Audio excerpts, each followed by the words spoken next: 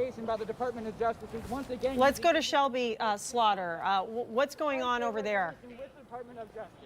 Yeah, Angelica, I did just talk to this group of people right here, and they do say that they believe that they were pepper sprayed by police. I just talked to them as she was getting her eyes rinsed out. Looks like she's getting up and kind of recovering, and it looks like it's happening over here on Harrison and Broadway over here on this corner. More and more people are getting cleaned up and getting those eye rinses right now, but this place has really dispersed. There was a lot of trash in the street. Some protesters just came out and cleared out the street so that traffic can kind of resume freely. There were some gas masks and clothes in the street, so now it seems like everyone's running to catch up with the group over where Wesley is. All right, and we want to tell people how this kind of just blew up in the last couple of minutes. There was a huge group of demonstrators blocking that white van, the police van, and several Portland police SUVs that were transporting protesters who were in custody, and they tried to block the van, and that may have been when officers used pepper spray or mace or whatever. We don't have that confirmed. Obviously, there are several protesters on the ground rinsing out their eyes. We don't know what was used. We'll try and figure that out. We've already reached out to Portland Police to ask those questions. Let's bring Joe English in, see what's going on over there. Joe, what are you seeing right now? Yeah, we're on the other side of all of that that's going on right now. There are still lineups of police, Portland police, blocking off this section of road and across Kitty Corner as well. And one very stubborn protester, I would call her, who's shouting and chanting, sitting down over there all by herself.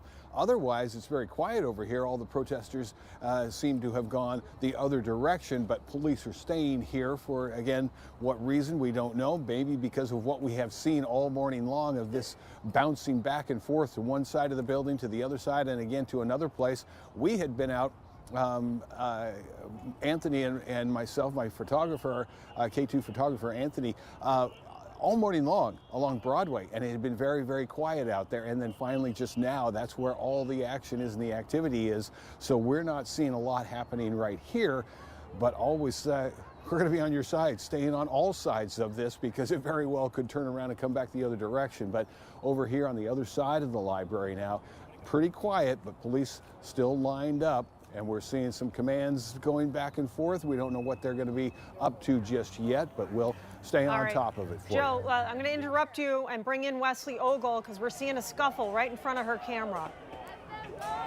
Yeah, so you just missed. Portland police pushed their way through this line of people, including a person in a wheelchair. You can see some trash cans also down up there. People are trying to block these vans from getting onto the highway, but Portland police just made a line and just moved forward and pushed them out of the way. What is, oh, they're moving. I heard a loud noise. It's trash cans. Protesters are throwing trash cans in front of the vehicles, and then the police are moving them out of the way. And now it looks like they are all following these vehicles onto, okay, they're not getting on I-5. They're heading toward Barber Boulevard and Ross Island Bridge. Those vehicles are speeding up. They fucked around, they found out, baby! Okay, you fuck around, you find out! It looks like those vehicles have now gotten out, and now they're telling everybody to get out of the street, get on the sidewalk.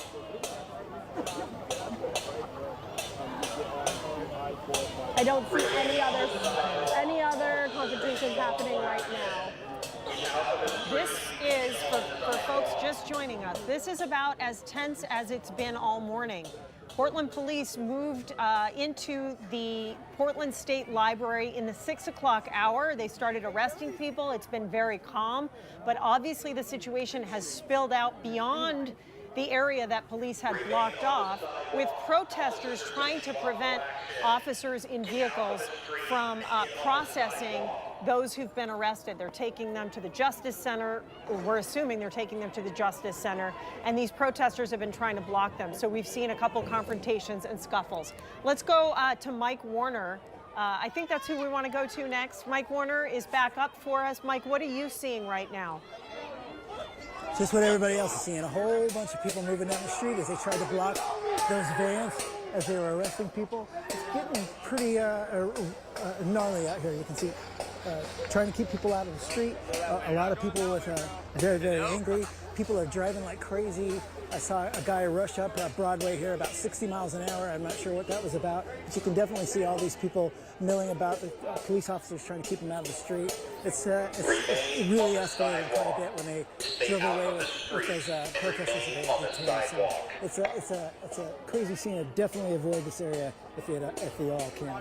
Yeah, no one wants to get stuck. Like we heard that guy say, move out of the way, I'm just trying to get to work. I know a lot of people are probably feeling that pain right now. So best to avoid this part of Southwest Portland. Let's talk to Noelle Ford at the live desk. She's been tracking information, new information from the Bureau. What are you seeing right now? Well, Angelica, you know, the police bureau, they are stressing what we heard from their loudspeaker. They want people to stay out of their way while they make arrests. We're taking a live look right now. I saw an update from Portland Police from the alerts page I've been watching, and they say that officers there are taking every step they can to resolve everything, but they do need people to stay out of their way. And then I also saw we got a statement from PSU's president, Ann Cudd, this morning. And I'm just saying that PSU is grateful for the assistance of Portland Police, the mayor, everybody coming in here and helping. But what they said in their statement is that everything so far on the Parks blocks has been peaceful overall, but that's an immense relief. This was earlier, though, so things may be unfolding right now. We got this statement a few minutes ago. But yeah, Angelica, I'll be looking for any more statements, any more updates. It does look like things are picking up right now, sure. like you said. Yeah, I mean, we've got it right here in front of us happening. Let's talk to Wesley, who's watching it all. Yeah, and so everybody is now walking back the way we all just ran. So those vans got away, and now the cops started walking this way, and it looks like all the protesters are following them. But you can see these vehicles in the road are kind of being impacted by people who are still in the street. Portland Police loudspeaker was telling everybody to stay out of the street, beyond the sidewalks.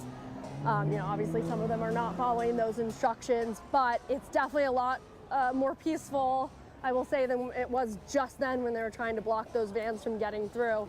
So now it looks like this big crowd is just following that large group of Portland Police. I'm sure there were state troopers involved in that group as well. And we're just following them back towards PSU. So we were just at the entrance to 405, I-5 South over there and Barber Boulevard. And now we're all walking back along Broadway to PSU. But I don't see any kind of violence or any kind of disturbance now. Now, it looks like people just leaving a Blazers game now. That's what you're seeing on the right side of your screen. Shelby Slaughter's shot is on the left side of your screen, and there are a ton of officers there. Where are you exactly right now, Shelby? All right, Angelica, we are still on Broadway and Harrison. We didn't leave. We stayed here with some of the stragglers who I just checked in with another group, and they tell me that they were pepper sprayed. So it's just a lot of people getting rinses right now. But you can see the crowd kind of making their way back to Broadway and Harrison. You can see, oh, they're up on Hall. You can just see how many people there are as police try to make their way back to the library. They're on both sides of the street. Anyone who is trying to drive up the street up Hall, they're having some trouble because of all the people on the road. But it looks like they're crowding the sidewalks now as police try to make their way through. There's now people running this way, running back to the library, and they are chanting at police again as they just try to make their way back. Yeah, and I think Mike Warner might be near the library again. Mike, it's hard to keep track because you move so quickly. Where are you right now? What are you seeing? Yeah, so we were walking back with the police officers. What they were doing is they arrested somebody, and they were walking that person back to where they were arresting everybody behind the library. So the entire crowd, the entire time we're walking back down Broadway, was following the officer with the person they detained and screaming at him and calling him every name in the book. And that's what everybody's doing right now. They're following the officers back with the person they detained. The officers went back, way back to where they were detaining people behind the library, and that's where they are now. We're going to go back over there and see. They are still arresting people that are in the library, so that's still going on. And this crowd was trying to stop, obviously they were trying to stop the transport vehicles from leaving, and that didn't happen, and caused a big ruckus in Broadway. And then they arrested somebody else and walked them back here, and that's what we're seeing. I'm walking back and forth. I think it's hard to following the cops around. Yeah, it's hard to tell who was involved in the library protest, the occupation, and who sort of just joined this morning to try to stop officers from moving those people who are now in custody. So we have new protesters who've joined the mix here, and they're pretty much on every corner where we have cameras. We're going back to Wesley Ogle. What's going on right now where you are right now? Yeah, so we just followed that large crowd. So we had followed them from PSU over there following the vans. Now they've walked back. So we're here at Broadway and Hall, just across the street from where this group of protesters has stopped. And I'm pretty sure they're stopped there because the police have stopped. And they're just holding the line there to try to keep anybody from going past their line. But right now, I don't see any movement in that crowd. It's really still just someone's banging a drum and there's chanting. So it's definitely not like we were just seeing a couple minutes ago when there was pushing and shoving and people on the ground and people, you know, getting something irritant in their eyes. Right now, they're just saying, you know, chanting "Free Palestine" and banging a drum, and the police are really just holding the line right here at Hall and Broadway. And for the most part, Broadway is clear. Of course, if you're thinking about driving through here, be careful because people are straggling out in the street, but for the most part, traffic can get through here. All right. Wesley, thank you. Let's listen in. Mayor Ted Wheeler is about to talk about what's happening here. Let's listen in. Mayor's going to give some introductory remarks. We're going to pass it over to some city leadership and bureau leadership and program leaders, and we'll go from there. Right now on the mayor's website, we just posted an overview of the mayor's budget. We posted the full I want to let people know materials. this was You guys supposed will to have be a some- budget meeting, and the mayor initially said he would address these public safety issues later, but we're about to hear from him now. Cody, I appreciate that. Good morning, everybody. Thank you for joining us today. Before I kick this off, I want to acknowledge that there's a lot going on in the community today, in particular, the incidents down at Portland State University. This is an active police operation. It's one that I'm monitoring closely as the police commissioner. You can go to the Portland Police Bureau website for the most up-to-date information on what's taking place at PSU. I also want to make clear that within the next couple of hours, in partnership with the Portland Police Bureau, I will be holding a press conference to specifically address the operation at Portland State University. This morning, I had invited you here to provide the highlights of my proposed 2024-2025 budget. And I just want to acknowledge right up front that the juxtaposition of these two issues is very unfortunate. And ordinarily, we would not attempt to have a press conference on a budget matter at the same time as an ongoing police operation of this magnitude. However, we are in a position where, due to budget law and to the timing required, we need to release our budget tomorrow afternoon. And I believe it's important that we have the opportunity to share highlights with you today. It is a large document, it is complex, and I think I owe you the context of what is in the full fiscal year budget today, notwithstanding the important events that are taking place at PSU. And as I say, we will update you in a couple of hours with regard to the events at PSU.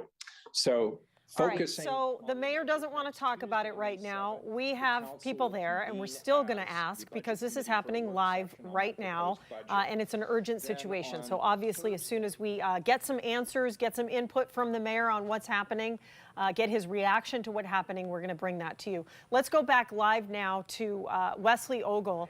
This is her live picture where a huge crowd has gathered. What's going on right now? Yeah, and so this is the crowd that was trying to stop those vans with the arrested protesters inside from, you know, leaving the campus and getting away. So now they've moved back here closer to campus. We're at Hall and Broadway. And if you can see on the other side of this group of protesters, there's a bunch of Portland police, state troopers holding the line there. The protesters are chanting, "Leave our campus," and "Free Palestine," and they're banging on drums. Our photographer Evan Bell saw a couple people or a couple things being thrown in the direction of the police. But besides that, I don't see any, movement in the crowd like we were seeing earlier where there was pushing and shoving or people falling on the ground. No smoke. So this does seem like a calmer situation than what we were just in the middle of. And it's just like a standoff right here with the protesters on one side chanting at the police on the other, trying to hold that line. All right, Wes, thank you. Let's go to Noelle Ford at the live desk. She's been tracking updates for us all morning from Portland police. Okay, we don't have Noelle.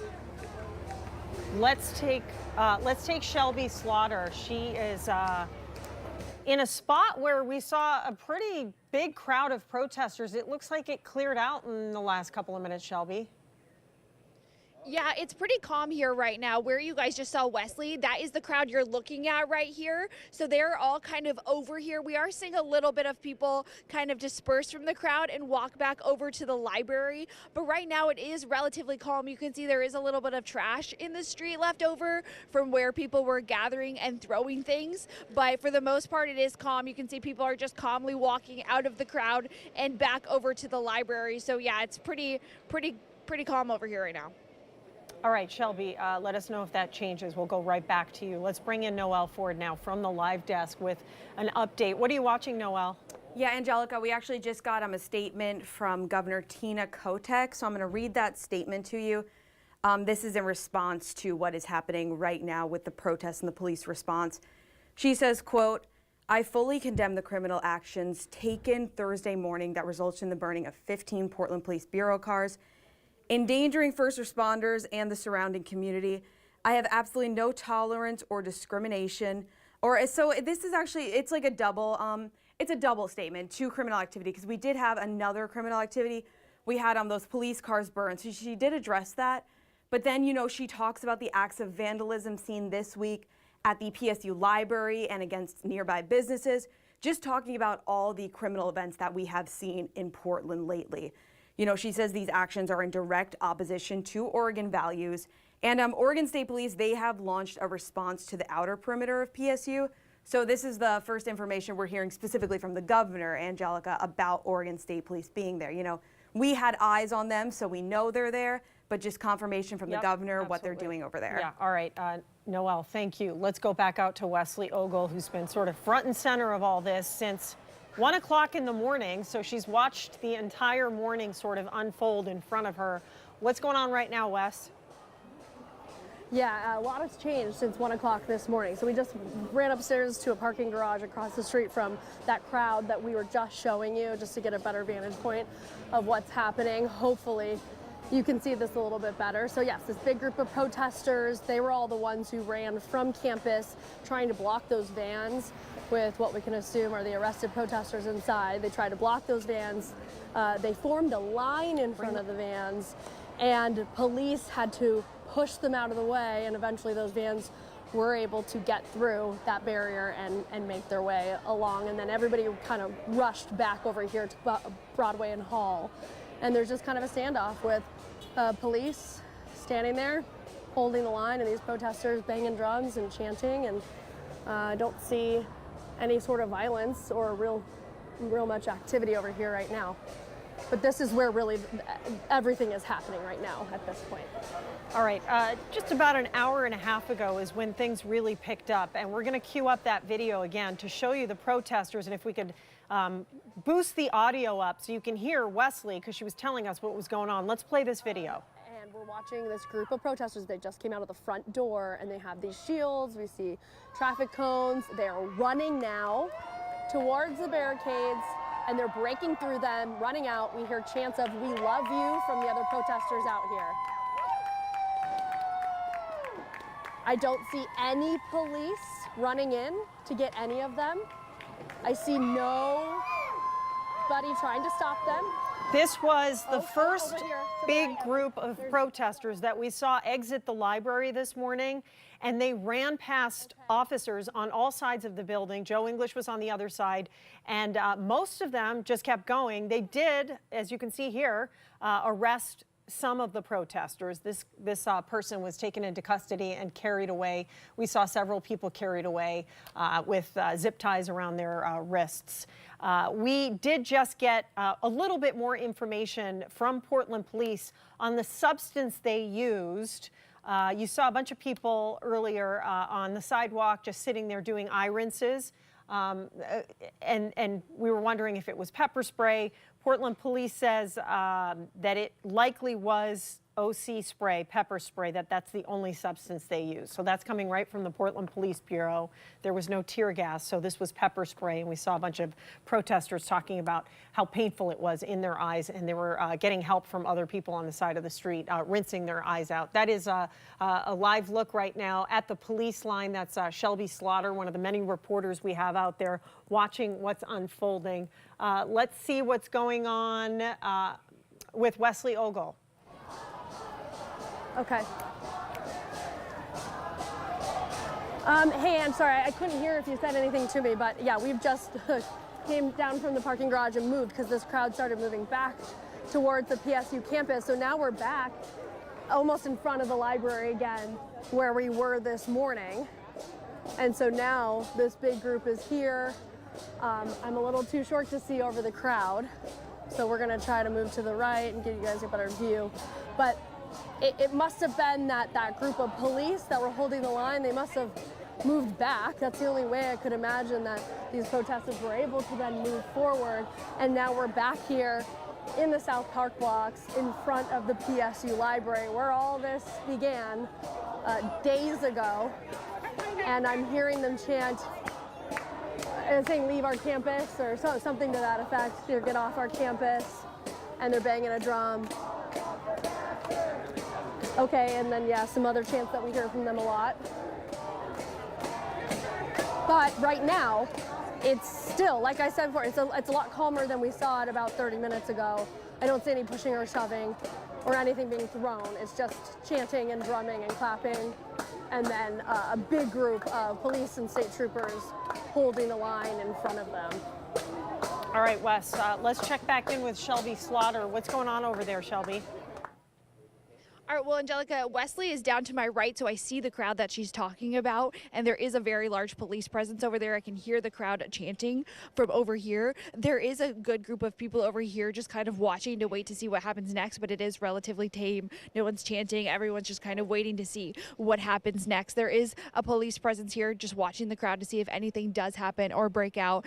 We do see the library right here. Not much activity happening over there where the library is. There are some police officers standing over by the library, but again, a lot of the action is happening down there, and you can hear a lot of that chanting.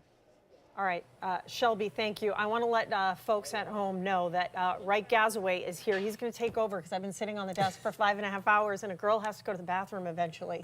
So we've got Wesley out there, we've got Shelby Slaughter out there, we've got Mike Warner out there. We pretty much have the entire Portland State campus covered with live reporters right now. And we've been covering this for you, as you said, all morning. Police moved in around 9 o'clock, and we saw some of those protesters running out of the building. And we showed you for the last hours, police were arresting some of them, taking them ostensibly to jail. We don't have numbers right now on how many arrests have been made. We don't know how many arrests of the demonstrators that were occupying the library have been made. We know they took some people into custody who kind of moved in late this morning to block the police from transporting those demonstrators who were inside the library. This is a scene we see play out so often, where you have police standing in a line like that, and you have the protesters right there almost taunting each other, it seems. You have the people on their phone yelling at the police. We've seen that, people getting all in the officers' faces as they were trying to get those people to jail.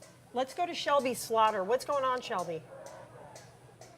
Well, Angelica and Wright, it's relatively calm right now. So a lot of the action is happening over on the right. You can hear the people chanting just from the other side of this building. We're right in front of the library. But over here, people are just watching and observing. There's not too much yelling. The police are standing here in a line just watching to see if anything does break out. But again, people are being relatively calm. They're not saying anything. They're just watching and observing, and honestly just watching this crowd over here to see what does happen. But over here at the library, there are some police officers just monitoring on the outside. But again, not too much action over here on this side near the library.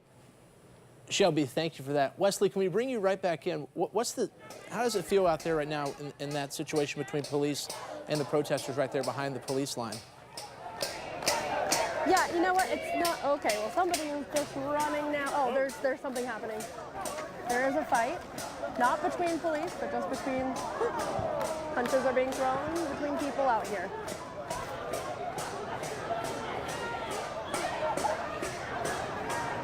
Wesley, have you Don't seen see a lot police of getting involved. Have you seen a lot of counter protesters out there?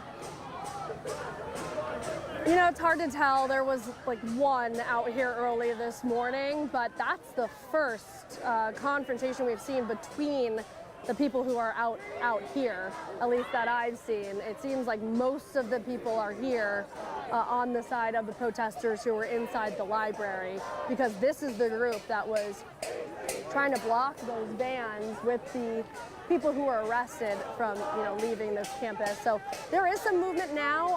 When you came to me, I was going to say, you know, it's actually not feeling dangerous at all, because it's just like a standoff between these protesters and the police. It's not like what it was like before. Just give me one second. When we were watching that crowd move and follow that van, that was a little scary.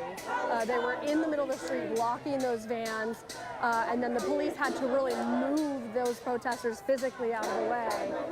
And that was a little scary, but right here I don't feel that way until that little fight just broke out, but that's kind of gone away now, and the police just seem to be standing here monitoring it all as these protesters are chanting Free Palestine. Yeah, that situation with the van, certainly the most intense confrontation we've seen over the last several days. Let's go to Noelle Ford at the live desk right now. Noelle, what do you have for us? Right, actually a big update. Portland police, they just posted on Twitter that they're clear of the library is complete. And they also posted some pictures of what they found inside the library. So I'm going to give you a good look at these. They found different tools with what appears to be improvised weapons. I do want to be clear, though, Portland police said none of this was used on police.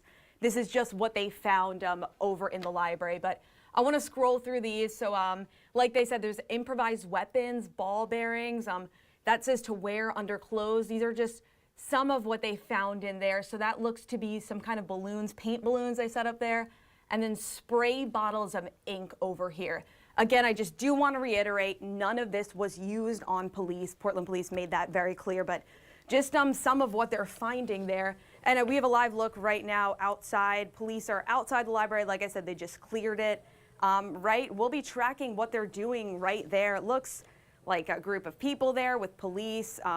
See what happens, but we do know that the library is clear. At least we know that, and we have some information, you know, about what was found in there, because we haven't really had a chance to get inside the library. So we're just seeing this from police, from protesters, and it looks like Wesley is out there. It looks like everybody is out there. It looks like a big crowd is just kind of assembling out on the lawn, right?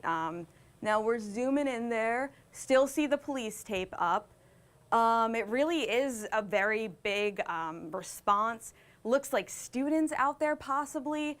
Just police are still there as well.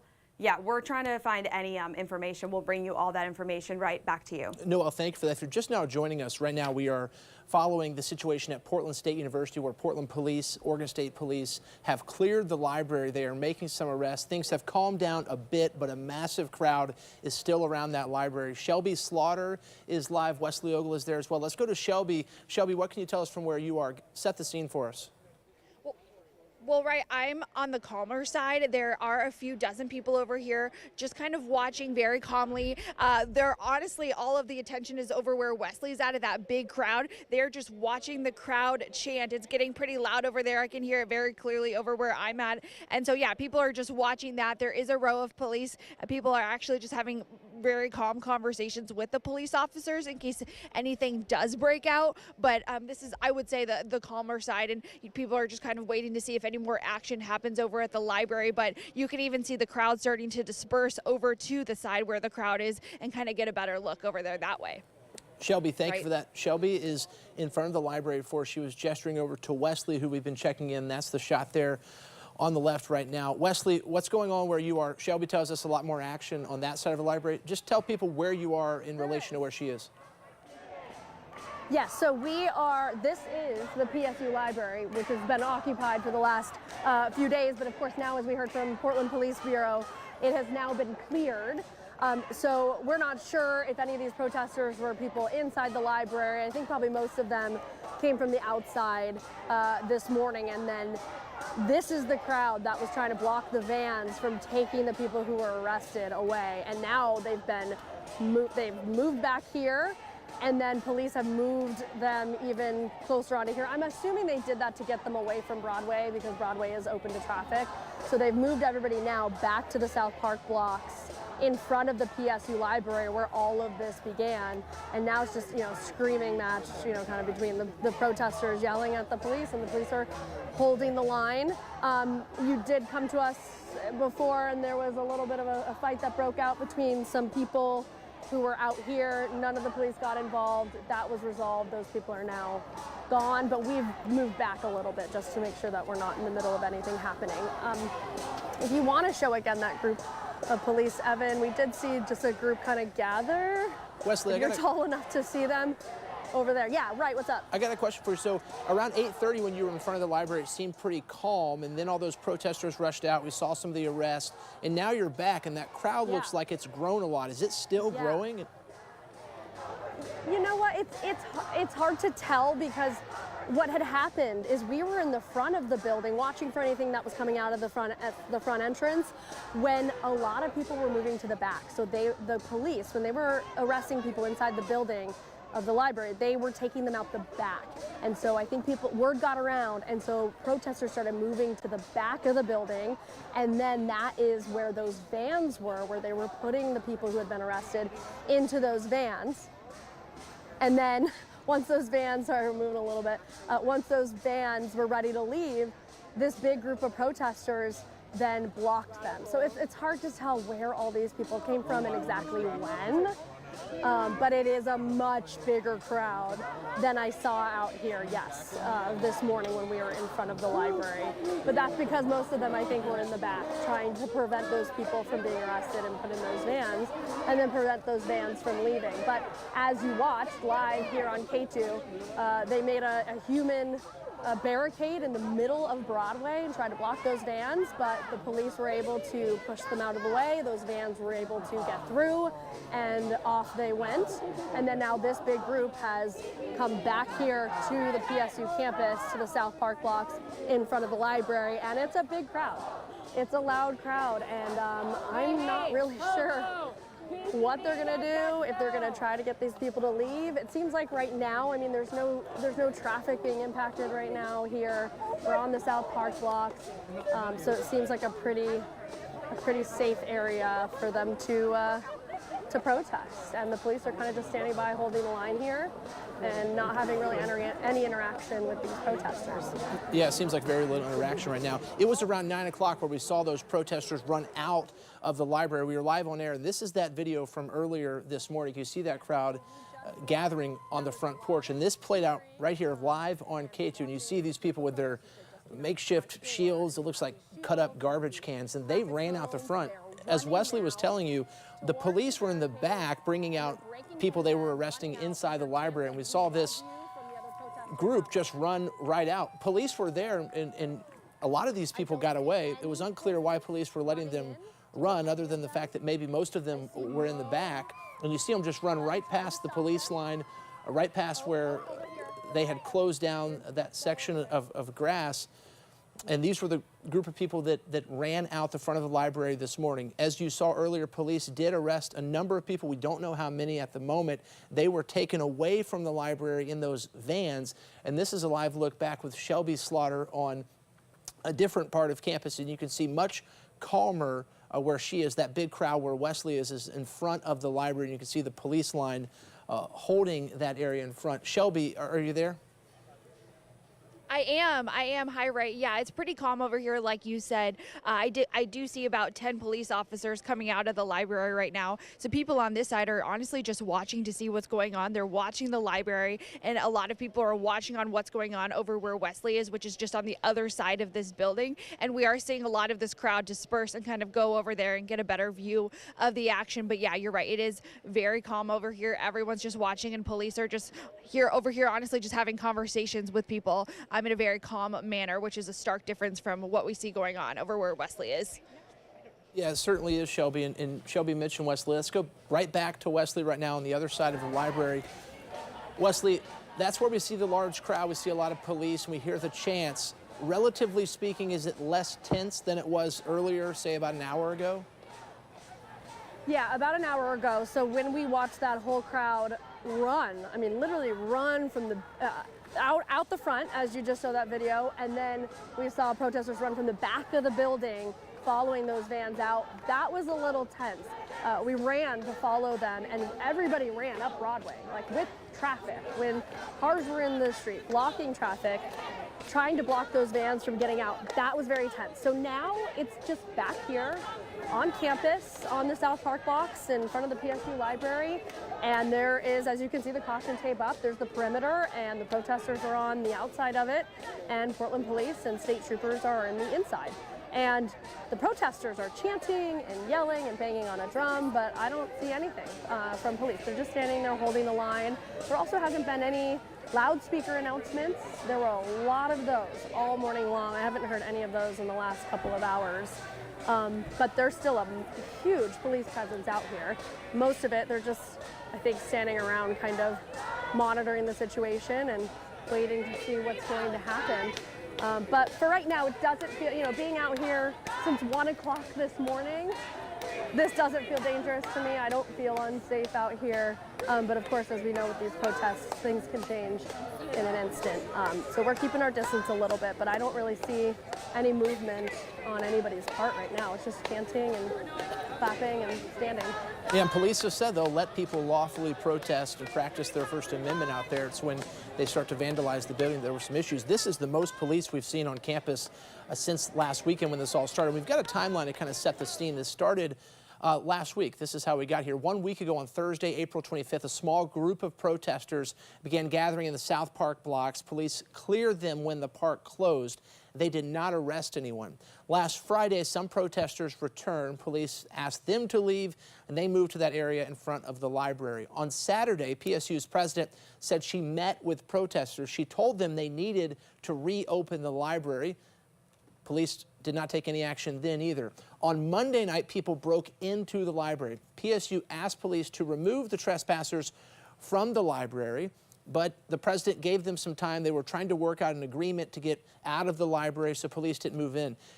PSU closed campus Tuesday and Wednesday. They canceled classes for safety precautions, and PSU gave those protesters, once again, an opportunity to leave the library by 1:30 Wednesday morning. So about 30 hours ago, yesterday morning, they stayed there. Last night, the university said anyone still inside the library was committing criminal trespass. Of course, we've been on your side all morning as police have now surrounded the library. Once again, police tell us the library is clear. We've seen some of those pictures that they've shared of things they found inside. There were some videos of the barricades police encountered when they got inside this morning. Here's a statement from PSU President Ann Cudd that we got earlier this morning. She thanked law enforcement and then said, quote, "What we've seen take place so far in the park blocks, while distressing to see, has been peaceful and calm overall, which is an immense relief.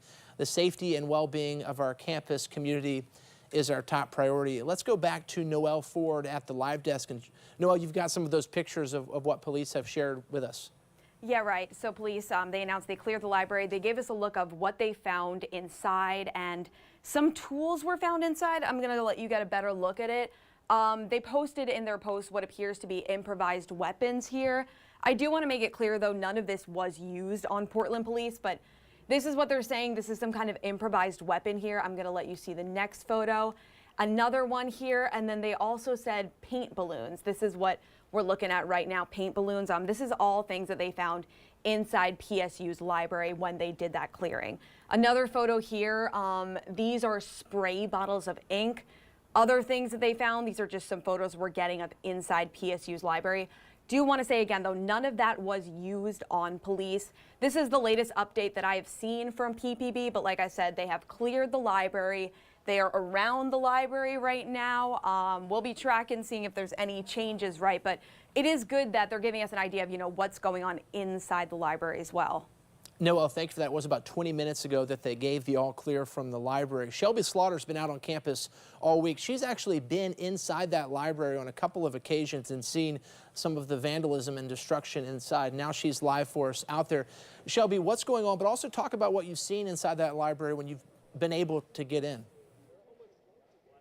Yeah, right. Well, to start, I was allowed in the library on Tuesday. They let me kind of go on the inside, and I saw tons of pallets, wooden pallets that were stacked up just right there on the entrance. There were spray painted walls on each side of the wall when you walked in. It was spray painted in red paint medic. I had asked if I could go into the medic area. I had asked if there was anyone injured. They told me I couldn't, but there was broken glass both inside and outside of the library. So if that's any indication of what the rest of the library looked like, they only let me right there in the lobby. And then later on in the week, and even just yesterday, I saw people delivering wood and carrying in even more wood pallets that they carried into the library. But as for right now, it's actually pretty calm. This is the calm side, I would say. The chanting is happening over here to my right. People are just watching. They're watching police to see what happens. They're watching the chanting. I would say about half of the crowd has dispersed over to where the chanting has happened.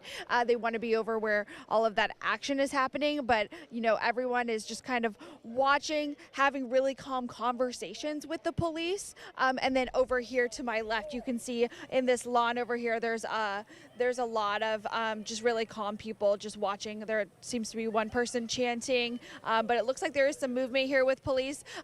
This has been normal all morning. They've been just kind of having meetings and group huddlings, which I know is really common in these situations when they have big incidents like this. So, but yeah, right, it has been relatively calm, and as you can see, the crowd just isn't really doing much, just watching to see what happens next, right? Yeah, Shelby, thank you for that. We should point out, Portland State gave these protesters every opportunity to leave the library before it came to this, where law enforcement was forcibly removing them. The president says she was negotiating with the leaders of this group, whoever they might be. They promised not to prosecute them. They said they would not expel students. There would be no disciplinary action. She thought they had a deal to vacate the library early yesterday morning, but she says the deal fell apart late. She did say about 50 students and protesters left on their own accord yesterday morning. We still have not been able to get a good idea of how many people were inside that library. Once again, that occupation started Monday when they broke in. The protest itself started late last week, as we gave you that timeline. We've got a live look at different sides of the library right now. Wesley Ogle has been out there all morning doing a phenomenal job taking you to the scene, and she's out there right now. Wesley, are they still same thing, chanting, protesting relatively peacefully? Right. We actually have a little bit of a development just in the last couple of seconds. So that line of Portland police that was just standing here now moved right up to the caution tape. So I think if Evan can show that to you, they just kind of moved right up. So now they're face to face with these protesters and just staring right at them as that group of protesters is chanting at them. I will say though, you know, looking around, there is a big group of people who are chanting, but a lot of the people here are just standing, I think, and watching this all happen right now. Yeah, here's a better look at that. I think maybe they moved up because that caution tape was torn down. So you can see the protesters there linking arms, kind of creating a human line there. And so I think that's why the police moved up to them, because that caution tape, I think, was taken down. So trying to see if anything is about to happen. We're just hearing chanting, we're hearing drumming, and then if you just, okay, well now this one is down. Okay, so watch, these people are now trying to push through this caution tape and kind of testing the police. So we'll see if any police come over here and try to fortify this line again. And we'll try to keep our distance a little bit in case something happens. But yeah, you can see some of these people are just trying to push closer and closer in. They're taking down this caution tape. And that, I'm pretty sure, is what prompted the other police to, you know, stand face to face with those protesters. Wesley, thank you for that look. These protesters are protesting the war in Gaza and the university's reported involvement with companies they feel like are contributing to the war. That's what they're out there for right now. Shelby Slaughter has some new information for us. Shelby, what do you have? Well, right, police are just out here having really calm conversations with people, and I asked police, you know, if he had any information to share with me, and he said inside the library there was a collection of Dark Horse comics, like comic books, and he said those are all missing. He said that it's thousands of dollars worth of a collection, and they're all missing. He said the glass was smashed and all of those books are gone, and he said the damage inside is pretty significant. Yeah, significant damage. You laid that out earlier. We have some video from police from earlier this morning when they went into the library. This is shot by the police once again, and you can see the barricades. As they go through the door here, you'll see tables and chairs stacked up, blocking some of those doorways. This is earlier this morning, once again, when police did finally make their way into the library. The university president and leaders called the police in to get these protesters out of the library, and this was what they shared with us. Noel Ford earlier showed you some of those pictures, and this is the first video, once again, that we are getting from police. We have not had any video shared with us from protesters earlier this week, and this is a picture of police inside earlier this morning as well. So a lot of the information we're getting is coming from police. This photo shows police, once again, inside that library. We got it earlier this morning. Unclear exactly what they were showing there, but you can see they are just clearing that library. And once again, it was about 30 minutes ago that we got the all clear from Portland Police that they had moved protesters completely out of the library. We showed you live on air around 9 a.m. when a big group ran out the front, and now the library is empty. The scene playing out right now is in front, which is what we're showing you right now. Police have set up a line. Protesters are out there. Wesley was showing you earlier a lot less intense than what we saw playing out as police were trying to get those transport vans to the jail. Wesley, what do you have? Yeah, so we just watched state troopers now have moved in. They're moving towards the protesters. Okay, they're putting up more caution tape, but you can see in that corner, they've just moved in, and now they are all standing face to face with these protesters. We were watching the protesters take down the caution tape, move inch by inch closer and closer, trying to see how close they could get to inside the perimeter. But you can see now the state troopers, Portland Police, have now moved to this perimeter, and they're standing face to face, and the chanting is getting louder. This is the first. We're going to listen to it. For everyone's safety, it is imperative that you do not interfere with officers. Interfering with lawful arrest will subject you to potential use of force and arrest and criminal charges. Please stay behind police lines and do not interfere so we can safely resolve this. Yeah, so that's similar to what we were hearing earlier today, where they're saying, you know, listen to the commands of police, follow their instructions, stay outside the perimeter. They're trying to resolve this event for everybody's safety, stay outside the perimeter, and listen to officers. Yeah, Wesley, is that the first time they've been making an announcement like this in quite a while? Yeah, I mean, it's been, I think since we were seeing all that happen with the vans and the people trying to stop the vans, I think that's the first time that we've heard an announcement.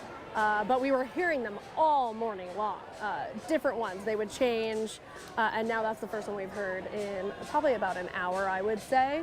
But yeah, these protesters are just trying to get closer in, and the police are standing right face to face with them now, and they keep having to put up more caution tape when it gets taken down.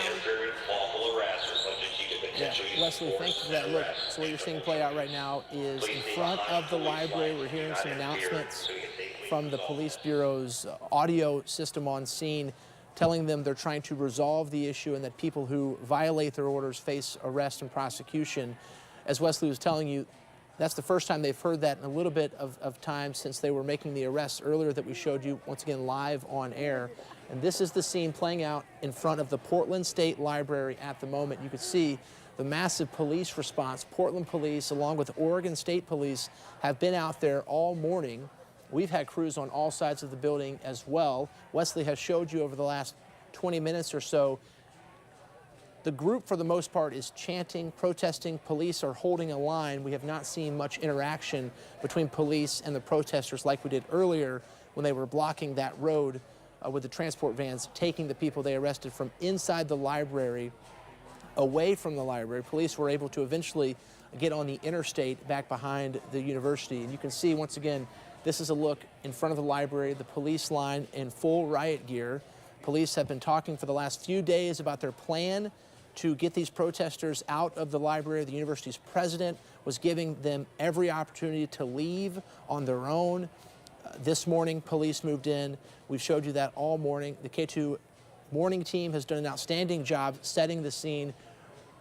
Wesley, Are you hearing anything else? Or they put the tape back up. Are they moving people back, or are they keeping them where they are? No.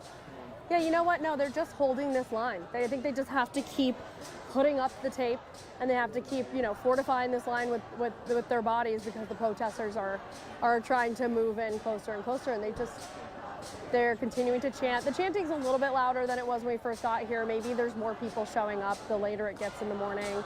But only some of the people out here are protesting or chanting. A lot of people are here from media and just people watching what's happening here as well, and they're just kind of standing back quietly watching this happen.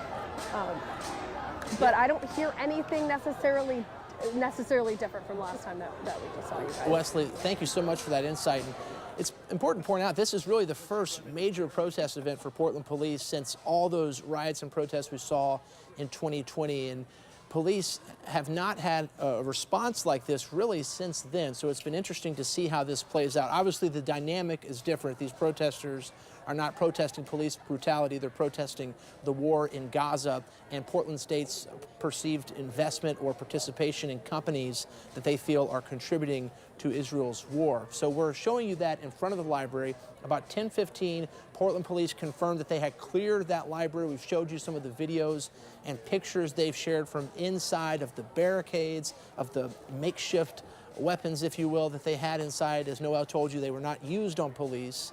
We had a team on the backside of the library where they were bringing out some of those protesters, and you saw all of that play out. Angelica was bringing you that. Angelica, that was certainly the most intense moment we've seen for the last week or so, where they were physically trying to block those police vans from moving down the road. Yeah, actually, it was that was definitely the most tense moment of the morning. But if you look at this morning as a whole, how it's stretched over several hours, and what we're dealing with now, arrests, no major problems downtown. I think the thing that's going to strike a lot of people is like, wow, Portland police have made a lot of changes, right? Since their rapid response team. What is the new team called? You know better than I do. Yeah, the public order team. Public order team. And we talked a little bit to Chief Day, Portland Police Chief Bob Day, about that and how they've changed so much over the last 4 years. This is something that we have been on top of here at K2 News over the last couple of months. We talked to the union president, Aaron Schmautz, about what's different now about how Portland police respond to protests compared to the summer of 2020. And it was all sort of in reference to the upcoming election and protests that we're anticipating over the election. But now we got to see it into action today. And it is way different than anything we've ever experienced as far as the 2020 protests, the ICE protests, Occupy Wall Street protests. It's certainly a lot different. Police were clear all week. They would let these people protest lawfully and peacefully. It was once they really went into the library, began to vandalize and occupy the library, that we saw the district attorney, the university president, and city leaders, police leaders come out and say this has gone way too far. And now that's culminated this morning with them clearing the library. And we have a lot of questions for the chief. We have a lot of questions for the police union on how they think this has, rolled out today. We have that video where we saw the protesters exiting the library by themselves, taking off their gear, throwing their shields down and taking off. And it didn't appear that they were going to be arrested. So we don't know what's going on with that. Maybe that's a question for the DA's office. Yeah, they ran off, and we've got that video right here. Angelica, you were showing this live earlier. They've got their makeshift shields that look like cut-up garbage cans. Yeah, if we could put the audio up, you can hear what Wesley was saying over this. Front door, and they have these shields. We see traffic cones. They are running now towards the barricades, and they're breaking through them, running out. We hear chants of "We love you" from the other protesters out here. So this was playing out around 9 this morning. I don't see any police running in to get any of them. I see nobody trying to stop them. And then Joe English was on the other side of the library at the time, and he saw some of them run past him, run past Portland police officers and state troopers, and then they were in the clear, and they were gone, home free. So I don't know, maybe they were in the library for a couple of days and they're off the hook now, or perhaps, officers had already been in the building at that point. They had their information. Yeah, it's interesting. We were wondering why the police weren't there arresting them, and we talked to Wesley about that. She said there were a lot of officers on the back side of the building where they were bringing those people out that they had arrested. So you wonder if those people had decided that the police were closing in on them, so they ran out. We've not been able to get a firm answer on how many people were ever inside the library. We heard the university president say about 50 students left, but it looks like a big crowd remained. Well, and earlier this morning, Wes was talking to someone who'd been in the library, and she was telling her, I think it was about 100 people, and that 80% of them were students, because that was the big question all week. How many of these people are students, and how many of them are outside agitators? We talked to Randy Blazak earlier, and he's like, this is what happens with these protests. You've got this core group, and they're protesting the war in Gaza, and they want the school to sever ties with Boeing. That's why they're there. But then you have these outside agitators who come in and co-opt these protests. It happens all the time in Portland. We don't know who's calling the shots in here, and that's why it's so difficult for the police to negotiate with the group. And the pictures we've seen, there is a lot of destruction inside that library. As Shelby told you, now there's reported thefts of comic books and other things inside, so there's really no telling how much damage they did inside. They were spray painting the walls, spray painting over computers. We saw the barricades that police encountered when they came in. But once again, police about 30 minutes ago said they had cleared the library. This is still a live picture out there, and you can see police are just holding that line at the moment. It's really unclear how this will resolve. As long as they are out there protesting lawfully, it would seem like police will allow them to stay there unless the university wants them to disperse. And I don't know if this has come in the last half hour, but we don't know if Portland State's going to reopen tomorrow. I'm assuming they are. They're closed today, and this is really bad, disruptive timing. They're in the middle of finals. They're trying to wrap up the semester. I'm sure students are worried about how this is going to impact them, losing those days, not being able to take your finals and, you know, get grades in and all the things that you have to do at the end of a college semester. And what's interesting, we've seen this play out in other protest events, is eventually police will leave. They'll take those lines down, and will the group just move back in? What's the university's plan whenever police do eventually leave? They can't stand there forever. So they've got to make a plan to get the library open again for students who, as you said, are in the middle of finals. Yep. There are a lot of students there who are trying to go about their education, who've been trying to graduate blocked from that. trying to graduate from college. And we still don't know what kind of charges these protesters are going to face, right? I mean, the DA has talked a little bit about it, but what's actually going to happen? We really don't know what after they're processed, and who gets processed, and who gets charged with what. Those are all questions we're going to be pushing for today. Certainly, and we need to also push police on why they appear to have let that group run off. So we'll figure that out. Let's get back out to Wesley one more time. Wesley, what's playing out in front of the library right now? Yeah, it's very much the same story from when we just talked about 10, 15 minutes ago. So protesters on the outside of the perimeter, and the police are pretty much almost face to face with the protesters because they were taking down this caution tape and trying to move as close as they possibly could. So now the police have moved closer to them, and they've just been holding the line since we last talked. And these protesters, mostly the ones on this other side here where I'm pointing up in, are the ones who are chanting, and they have drums. But a lot of people, I mean, most of the people around us are just kind of here, I think, to watch what's happening, and they're quiet. And nobody around us is chanting, and we haven't seen any Palestine will be free! I figured he was going to do something like that. We haven't really seen the police do anything except moving closer and really hold that line, but I don't hear anything from them. We haven't heard another announcement on the loudspeaker from the police. They had said that you need to stay outside of the perimeter, and then you need to comply with police, follow their instructions. So that was the announcement that we heard about 20 minutes ago. Okay, now this guy is screaming at the police officers, but they're just standing there, holding the line, silent. Yeah. Can I ask you about your experience out there? Because you've covered protests in Portland a countless number of times. All week we have been trying to get into the library, or at least close to the library, to talk to protesters, get their side of the story. And a lot of them just didn't want to deal with us, even though they were talking about free speech. You know, that's another story, freedom of the press.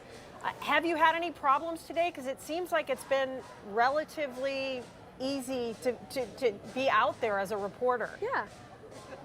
Yeah, I only felt a little unsafe maybe one time, but this whole morning was so calm. Even when the police showed up initially, and then even when they were bringing people out and arresting them, it was pretty calm and quiet. Nobody was really breaching the perimeter. Shayla, the protester who I talked to this morning, was actually very helpful. She answered all the questions I had. She let me talk to her for a really long time and just ask her a lot of things about what was going on inside and why they were here and what they would do if the police moved in.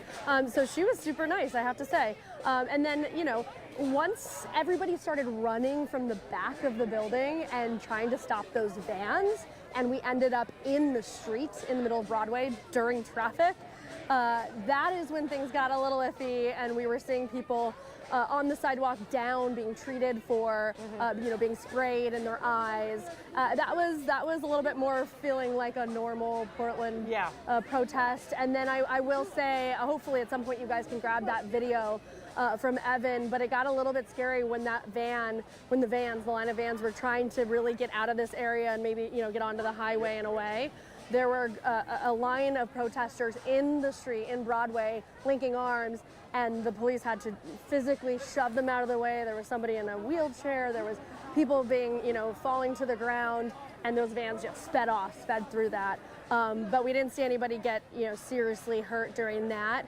And then after that happened, there was just a lot of commotion, and then everybody running back here. So that was the only time when I really, you know, I kind of grabbed our security guy, and I was like, okay, where are we safe? Where can we go? Here, I mean, this feels a lot like this morning, just with a bigger crowd. It doesn't feel unsafe. Wes, we do have video of when things escalated, and we saw that greenish yellow smoke coming from that police vehicle. We should also let viewers know, be transparent, that we do have security with all of our crews. That's just how we approach situations like this now, because you never know when things are going to get chaotic, which they did obviously here for a little bit. And we just want everyone to be safe out there. Yeah, and you see right there, people were cleaning out their eyes. Let's go back to Shelby Slaughter right now. Shelby, you're outside the library. We've got some video showing from earlier this morning, but what's happening right now? Well, right, it's still relatively quiet. People have brought donuts. Everyone's just kind of quietly watching to see what happens over here to my right, where that crowd is dispersing and chanting at police. Now, I will say half the crowd has just walked over to that larger crowd over there, and within the last 5 minutes, police have taped that off. So if you want to go to that crowd, you have to walk past this building and go all the way around. Police have stopped people from over here getting easily over into that crowd, and you can't really see it, but there's a couple bushes that you'd have to pass through, and police said no more. So they're now making everyone walk around. And again, it's relatively quiet. Everyone's just kind of watching to see what happens. Police over here have just been having really calm conversations with people. If anybody has any questions and asking about what happened inside, what does the damage look like, they've been pretty open with their information and just answering any questions that they have. But yeah, again, it's relatively calm. Even listening over to the big crowd over there, I don't even hear a lot of chanting at the moment. So I would say things have kind of cooled down a bit for the time being, right? Yeah, Shelby, thank you for that. And as Angelica pointed out earlier, we've not had any confirmation from police if they were using tear gas or if they did when. You saw that smoke obviously earlier. They say inside the library they were not using tear gas. Yeah. They were using a different The only thing that officers are allowed to deploy is pepper spray. So they said that is likely what it was. We got that right from the Bureau. So it might have been people hit with pepper spray. And we did hear from a couple people who were rinsing their eyes out with water saying, I think I got hit with tear gas, and then a couple of them said it was mace, so it likely was pepper spray. That's what we're getting from the Bureau right now. And that was really playing out as they were moving those vans, as Wesley was telling you. That was when we saw all those people chaotic, clearing out their eyes, people sitting on the curb that we were checking in with earlier. So you're seeing two different vantage points from in front of the library. Shelby's really on the top left corner of that shot you see on the left, and that's Wesley right there in that crowd. Wesley, what's going on? Yeah, really much the same. I mean, Shelby just said it. She said it sounded like things were a little bit calmer. Maybe those chants weren't as loud, and that's exactly what we're hearing now. It's still just some protesters, but mostly people just kind of standing around here watching what's happening. A lot of media, a lot of people with cameras, but the chanting's not even really that loud right now. I mean, you can see this caution tape has fallen to the ground again, so I'm sure the police will come back, put it back up, move a little bit closer. That's kind of been the name of the game since we've been here back on the South Park blocks. I just want to give you an idea of where we are. So Evan, maybe come over here and just show. we're right back where we started this morning, pretty much. This is the PSU library. So this is what had been occupied for the past few days. Nothing has really been changed. They haven't moved these massive soccer goals. They haven't moved that makeshift wooden barricade out the front. So that's all still here. And I haven't seen any movement, at least through the front doors, of any police going in and out of there. But there are just a bunch of Portland police and state troopers kind of lingering around here, just watching what's happening, kind of getting in little huddles and talking. But besides that, it's really just we're watching the police who are here, right here on the perimeter line, just holding the line and just standing there. I don't see them saying anything. Wesley, is that a soccer goal? The protesters are just banging a drum.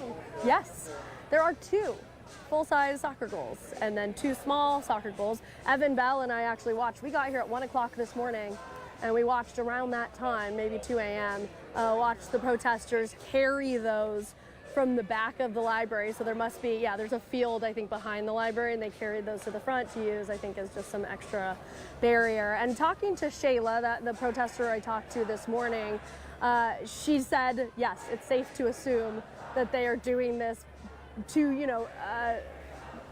make this a bigger barricade in anticipation of police moving in and trying to arrest them this morning. But she said, we are not leaving. This is maintaining our ground. And we are here. And as we saw that play out, none of those protesters really seemed to come out voluntarily.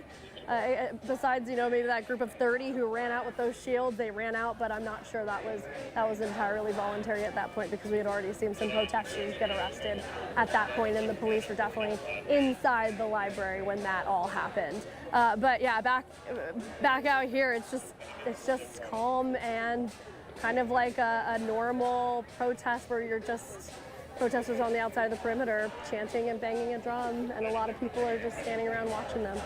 Wesley, thank you for that. We should point out this is an active and developing situation. We have not at the moment heard much from city leadership or from police leadership. Obviously this is still unfolding, but we are working to get that for you as well. This was clearly well planned. This was not a spur of the moment thing. They came out around 6 this morning, which we've seen is a pretty common tactic when they're clearing these We were ready for events. it, because this is when they usually move in to try and clear out protests, when people are a little sleepy. We talked to the mayor briefly. We heard from the mayor briefly at a budget meeting. We thought he was going to say something about what was happening at Portland State, what happened last night with the May Day March, where a group broke off and caused a lot of vandalism, particularly at Pioneer Courthouse Square. And he addressed it barely and said that he was going to have a news conference later in the day. So we have a lot of questions. And then they had the budget meeting, and they gave us a bunch of other news that is, would be headline news on another normal day. So we have crews covering that too, about who's getting funding, police bureau, fire bureau, all that. But he did not say anything yet about what's happening at Portland State. And this is just one of many protests taking place across this country. You've likely seen the coverage. In fact, this morning, the Associated Press is reporting 2,000 arrests nationwide. There were no major arrests here in Portland, if any at all, until this morning. And we have some video of police as they were moving the people they had arrested and loaded into these transport vans earlier. And this is what Wesley was telling you about. It was playing out. You can see they've blocked the road with trash cans. The vans will eventually go here to the left, but this was the very end of it. It was really tense around the library. People were trying to get right in front of those vans, and police were physically pushing people back. That's also when we saw all the people clearing out their eyes, cleaning out their eyes on the curb. That was, it seems like, the most intense confrontation they this were morning. sort of just following this caravan of protesters who were under arrest and just chanting, "Let them go." And I think when they got right in front of the front bumper of the first van there in that caravan, that's when that pepper spray might have been used. And we're still waiting to figure out how many people they arrested. It's unclear how many people they got out of that library or it was right so after staggered the event. throughout the morning, we couldn't keep count. It was hard, but 3 vans right there, you could see they were moving people away. That came in around 6 this morning when they started this. They ran out of the library around 9 o'clock through the front morning, and then it was about 10:15. Police said they had cleared the library. Katu's Emily Gersh is out there. Where are you, Emily? What are you seeing there? Yeah, Angelica and Wright, we are in front of Fairbour's Massey Hall off of Broadway, a safe distance from where the people are chanting right now. Let me step out of the way. You can see that 1 block over there is a heavy police presence. They are wearing helmets and they are fully armored at the time, although from where I am standing, it is relatively quiet. I want to take you over here to the library. You can see that it is peaceful by the library right now, which we were not expecting. We just got here to relieve the morning team. Obviously, you can see armed police guards covering every intersection around this library, but it appears that the library is in a calm state right now, and what is happening is there is chanting going on one block over. We're not seeing too much of anything right now. We can hear people chanting. We can see the officers out here, but we're not seeing anything like what Wes was seeing earlier this morning, guys. Yeah, and as you can see right there, Shelby and Wesley were talking about it, but police have taped off that walkway there. So that crowd that we're zooming into right now, that's where Wesley is. You have to go around the building that Emily was standing next to get to that crowd. There's a walkway that police have put tape up over. You're seeing that crowd there on the right side of your screen with Wesley and Evan, who are over there on that side. You can see the police at the moment just standing there, holding their line, not a whole lot of interaction. And as Wesley and them have been telling us, fairly peaceful, all things considered at the moment. Wesley, is that still the case? Subway. Other side of the blocks. And that's Wesley's shot there on the right. You can see the crowd gathered there. We have Emily's, and that's what we're seeing right there. This is the crowd in front of the library. Angelica, you've been seeing this play out all morning. It was rather calm there earlier. And Wesley, what's it like right now? Very much the same. Yeah, it's very calm. I mean, you can see this caution tape has now been brought down again. You know, some people are kind of trying to antagonizing the police, but they're just kind of holding this line and staying quiet. And it's really much of the same. I mean, this is kind of back to just that standoff of, you know, the protesters standing there chanting and the police just holding the line. And I don't see any notion that the police are going to kind of move in or do anything or try to clear them out. I mean, honestly, right here is really the safest place to have a protest. The police successfully moved everybody off of Broadway Street, so traffic can now get through, and that's all fine.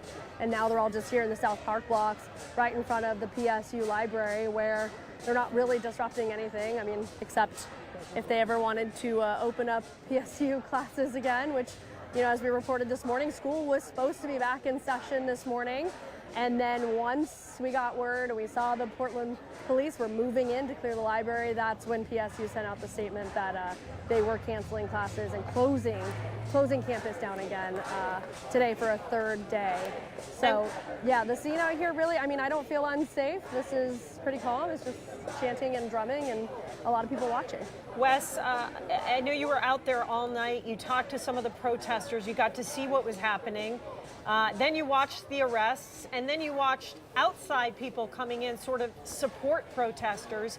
Are you seeing any of the original crew that was actually right outside the library or inside the library? Do you think most of the people milling around right now are just folks who maybe saw this on TV and came down to support those demonstrators? Do you have any idea? You know, and I wish I had an answer for you, but it's so hard to tell. I don't recognize anybody. I mean, the group of protesters that were out here early this morning were on the sides, and Evan and I were in the middle, so I didn't get a good look at anybody's faces. So it's really hard to tell. And then most of these protesters ran from the back of the building. Okay. So those are people I don't know if I had ever seen. And then yes, I'm sure it's safe to assume that there's a lot of people that are here that just we can't assume. We'll say that we can't assume. Earlier, Wes made a comment. Well, these people look freshly showered. I don't think they were in the library for 3 days. I know they were supplied though. They told you they had enough supplies to be out there for several more days. But I hate to make you guess, Wesley, but how big do you think that crowd is? Are we talking 50 people, closer to 100? What do you think? I'm so bad at estimating. I'm going to ask Evan. How many people do you think are out here? About, I'd say at least 100. Yeah. Okay. Yeah. We both kind of agreed on that. I think about 100 people are out here now. So it's pretty big, but it's nothing that, you know, you're feeling overwhelmed or that like anybody's going to get stuck in a crowd or anything. There's plenty of room for people to, you know, move away and get out of the way. I don't think anybody really is feeling unsafe. I mean, the chanting now is starting to get a little bit louder, but it doesn't seem violent. Yeah. And Yeah, sorry, I'm just trying to listen to what's happening. Yeah, listen to that. We'll check back in with you. You listen to what's going on right there. Let's get over to Emily Gersh on the other side of the library. Emily, you have a student you are speaking to. Yeah, guys, I am joined here by Andrew Olson, who is a first-year student here at Portland State University. Andrew, walk us through what the last 24 hours have been like for you. I'm just trying to take my midterms. I'm a music student. Midterms are hard for music students, but with what's happening, I mean, it's shutting down the entire school. I think people are right to protest for what they believe in, but with the destruction of the library, I mean, there's a reason why police are here, and there's a reason why it's so high stakes at the moment. And I feel like people are kind of taking it out of proportion a little bit by being like, oh, the police are here to stop our movement. They're here to completely snuff out what we believe in. I believe that people should protest with an ethical means. And so within the last 24 hours, it's just been totally crazy. People are kind of going at each other's throats a little bit on like who's in the right, who's in the wrong, when in reality it's just a really complicated situation that I believe should be diffused as soon as possible peacefully. And Andrew, you can look right at me. You are a first-year student here. Are you local? Are you from Oregon? Well, I was born in Utah, but then like only a few years after I was born, I moved to Oregon, lived there pretty much since then. Okay. Trying to get a feel for, did you expect this coming? Is this unusual? Obviously, in 2020 we had a huge riot scene here. Were you here at that time? How would you compare this to that? Well, I mean, you can definitely see some correlations, at least with the library. It started peacefully, at least Monday morning and throughout the day. It was a pretty peaceful protest. But then overnight, a group of people decided to take it a step further, and they besieged the library, started demolishing it pretty much. And you've been getting campus alerts and communications from the university. You told me that 8 a.m. they made the decision to completely close down campus today, and not just the library. Have there been any other updates? What are you and your friends saying? What are teachers saying to you? Man, I'm probably just as confused as anyone else is at the moment. I mean, I'm just hoping that at least within next week we can probably get school moving again, because people's educations are very, very much needed to be prioritized as well as other people's beliefs. But as far as I know of, no other alerts. I mean, there's probably some emails that I might have gotten over the course of the past couple hours, but I'm not sure. We're seeing rioting around the country right now because of this issue. It seems to be worse in other places, but, obviously we're not there. Are you afraid that, this could escalate to a level, or are you hopeful that, this will get under control? What do you think about it? I think it's really hard to tell. I don't think anyone can really decide what the future is going to hold. All we can hope is that the government will handle things properly and within ethical means, and that communities and organizations might hold themselves to those ethical standards of not associating to any companies or other organizations that might be supporting the violence of Gaza and Israelites. We're seeing protesters and counter-protesters out here, but what is it like for people like you that just are trying to go to class and just live a normal life? It's hectic. I just want to go to class. I just want to take my midterms, and I want to go home. But this is causing a bit of a problem. So hopefully it can get resolved soon. I'm pretty sure it will. There's not a big enough crowd to cause anything troublesome, so we'll see.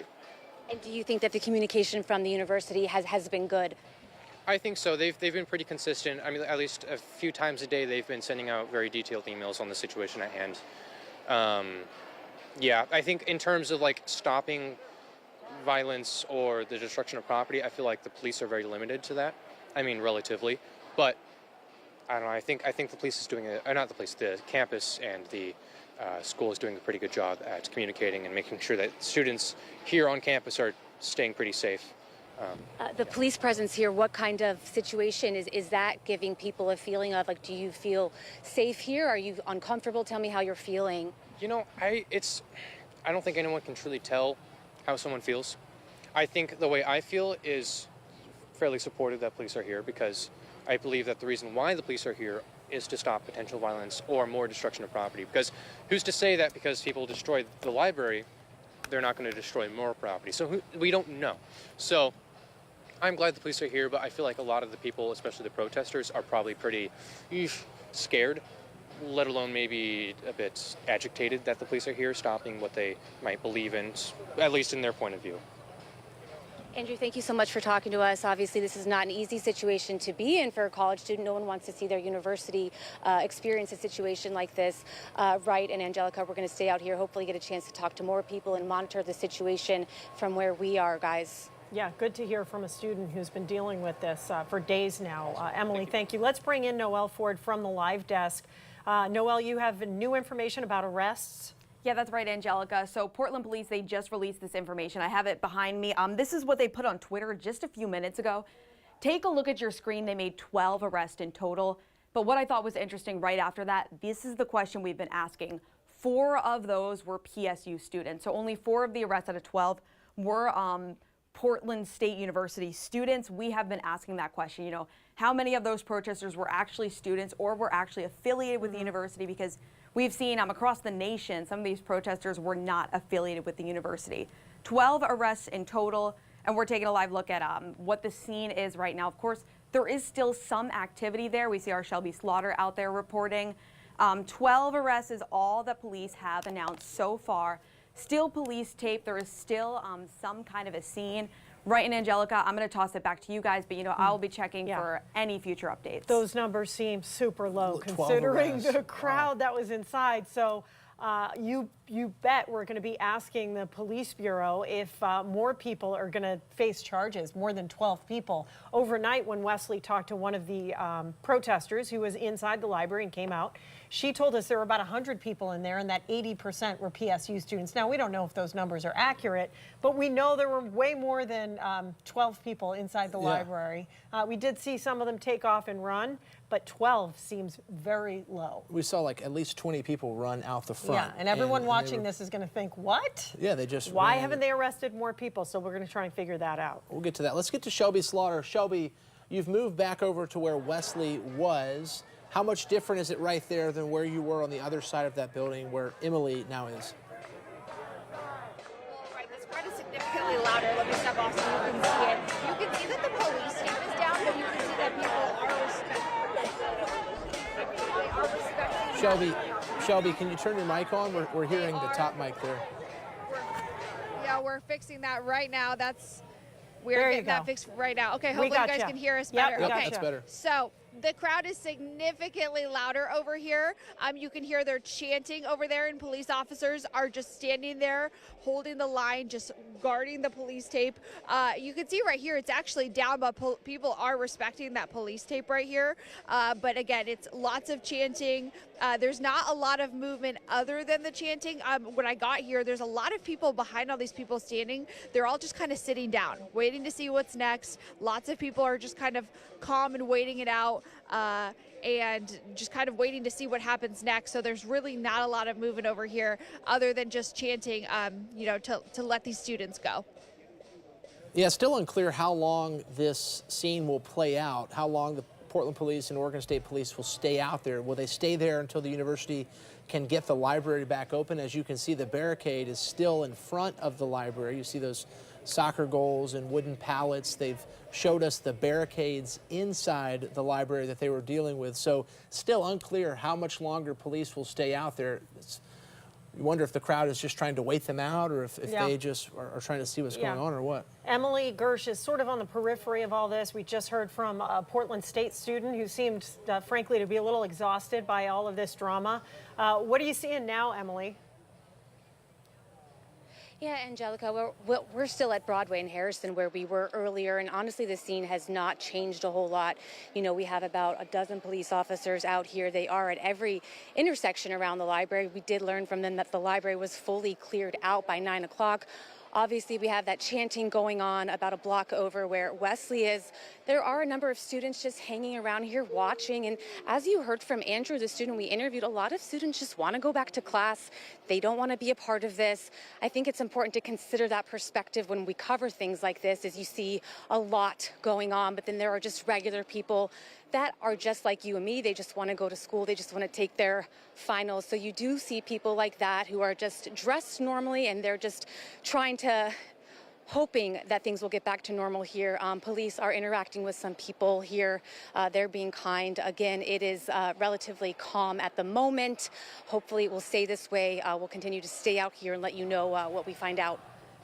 Emily, thank you for that. This is one of several protests happening in Oregon. We had checked in with Reed and Lewis and Clark colleges as well as the University of Oregon. There's nothing going on at Oregon State, but this is by far the most intense movement we've seen here locally, at least at colleges, and it started really playing out late last week. And if you look at some of the big protests across the country that we have been tracking, UCLA, the University of Wisconsin-Madison, Columbia, NYU, even my college, Emerson College, where they've had more than 100 arrests, where there have been, violent clashes with police, with officers injured. This has been really calm. Yeah, a lot calmer. And it's interesting, NYPD moved in yesterday in New York. We're hearing Emily there, but NYPD moved in to Columbia yesterday. The UCLA police cleared that encampment this morning. And they moved in quickly. They moved in quickly, so you're wondering if this is part of a broader movement to shut some of this down, or if these universities have finally gotten to a point where enough is enough. The university clearly gave these people plenty of opportunity to leave where they were. The university president said they would not press charges, they would not expel them, they would not suspend them if they left by 1:30 yesterday morning, and as we see, a large crowd stayed. And we, have been hearing from the Bureau all week and from the Multnomah County District Attorney that protesters would face criminal trespassing charges, but like we just heard from Noel, at this point, they say only 12 arrests. 4 of them were students. The rest were not Portland State students. Guys, let's go out to Emily again, because she, I think, has another student that we're hearing from. Emily? I'm over here. Yeah, Angelica, I am joined here by student Julian Lazares, who is a senior at PSU. Julian, tell us how your day is going. You mentioned that you live on campus. What was the night like for you? Honestly, the protests for most nights weren't that bad. It was mostly just people held up in the library itself. I did go out one night and it was a little bit noisy, like I could tell that there are people there, but not quite as bad. Would you say that people, in the dorm that you're staying at, are they scared? Are people staying indoors? What's going on? No, I've been seeing people about. Like my RA came out to watch the protests. Not much fear. We're covering this from the outside, but we're not students here, so we don't have the perspective that you have. What do you want people to know about this experience? Like, how has it changed your overall experience at PSU? Obviously, this is your 4th year, so the first 3 years were not quite like this. Tell me how you're feeling right now. Honestly, I kind of find it amusing, as terrible as that might be. It's frustrating. I kind of just want to get done with my classes, of course, and the fact that the universities had to close the library and all of the buildings has been a little bit frustrating to me. But I can appreciate that the protesters are upset, but at the same time, I'd appreciate more if there was a bit more of a focus on de-escalation. Talk about the support that you feel like you're getting. Do you feel like teachers are being supportive and classmates? Like, what is going on that we don't know about? For the most part, yes. PSU has a system where they text people to check in, see how they're doing. I have appreciated that the university has had a rapid response time with respect to letting people know what's going on. We've got periodic emails and a call and text. Just to provide advice for how to compose ourselves, so to speak. For people who were here in 2020, there's a lot of fear that this could get to that level. I'm curious, what's your interaction been like with law enforcement, and what's it been like with the protesters? Honestly, staying a bit back, it hasn't really been that bad. I have heard some dark horror stories of the BLM protests, just with how police were treating some of the protesters. I knew a first responder who was a medic on scene at the time, and there were a few people that got tear gassed, which was disappointing. But honestly, I don't really get that vibe as much from this protest, especially because the PSU community doesn't tend to be as aggressive. I'm more worried about outside entities, people that aren't really affiliated with the campus, who might have more of an interest in stirring up conflict. Are you guys out of? Are you friends with any students who are scared about what's going on? No, we just got a water break. Honestly, not that I've gotten the sense of. I mean, as long as people are avoiding campus, avoiding the protests, it's fine. It has been, it was funny, I think people were a little bit more upset about just some of the antagonism that we've seen. Like, someone had a anti-trans venue a few weeks ago that was honestly a lot more annoying than the protests themselves. You know, obviously the president here is very supportive of free speech, as are our city leaders. We do see a large police presence out here, but it's calm right now. It's relatively quiet. You know, there's nothing major going on, at least from where we're standing. How long have you been out here, and what was it like earlier? I've been out since about 10, and I do have to admit that it's been growing steadily. When I first came out, it was only about 50 people. Now it's probably expanded to a few hundred, I'd guess. You said you're a computer science major, and you use this library to study in. How do you feel, you know, looking at it right now, covered in signs and totally blocked off? I mean, how does that make you feel as someone who's eager to learn and just wants to use the library? It's annoying. I do kind of wish that the university had been able to just kind of containerize it in the library. I understand the need for bringing in police, but it is a little disappointing that we couldn't have maintained the rest of the campus, because this kind of just feels like it's giving credence to those who are more interested in drawing up controversy. You know, we are all watching videos of similar protests around the world at Columbia University and other places where things seem to be really heating up. Are you fearful that that could happen here, or do you think that that won't happen here? What's your feeling? I don't think that actually, I can't say that. It very well may heat up a bit. I don't think it'll get to the degree Columbia did. Like I said, Portland State University is mostly a commuter school, so there's a lot less people physically on campus.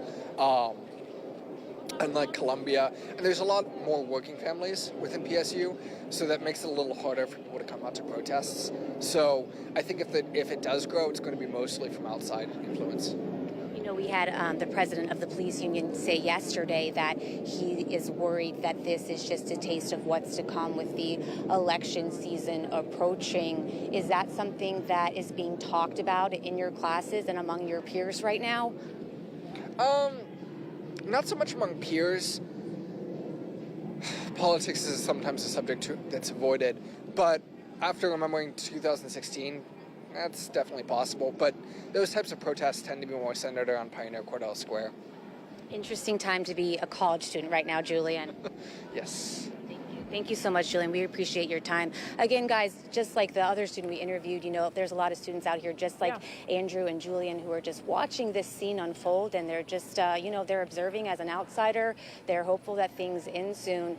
And so, yeah, I mean, we are out here. The situation remains the same as it has been in the last half an hour that we've been out here. I will say that the crowd of onlookers has grown slightly, I guess, as we're getting later into the day and students are waking up later.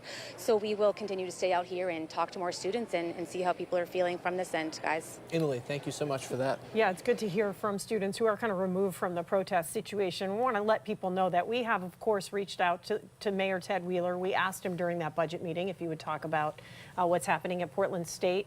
The Bureau, the Multnomah County District Attorney, the President of Portland State. So we are on standby waiting to hear from them today. We have a lot of questions. I did talk with Portland Police Chief Bob Day earlier. They obviously had a lot going on, but he made the time to come on live on the air with me. Let's listen into what he had to say. You know, this really is about the city, about how we want to show up as a community. Okay. What are our values, behaviors, expectations of each other? And I'm very empathetic to the fact that many of us have deeply held beliefs, and we want to continue to honor and support our First Amendment rights, which Portlanders are so very proud of. At the same time, I think we all clearly recognize that certainly the examples of behaviors we've seen in the last few days are not representative of Portlanders. So you spoke with the chief earlier. That was live on air. What else did he have to say? Was that, when was that, I guess, when that was all playing It was out? before that caravan tried to make it through that crowd. So at that point, I think we'd only seen 2 people taken into custody. It was that video we keep showing you of police like carrying that person off.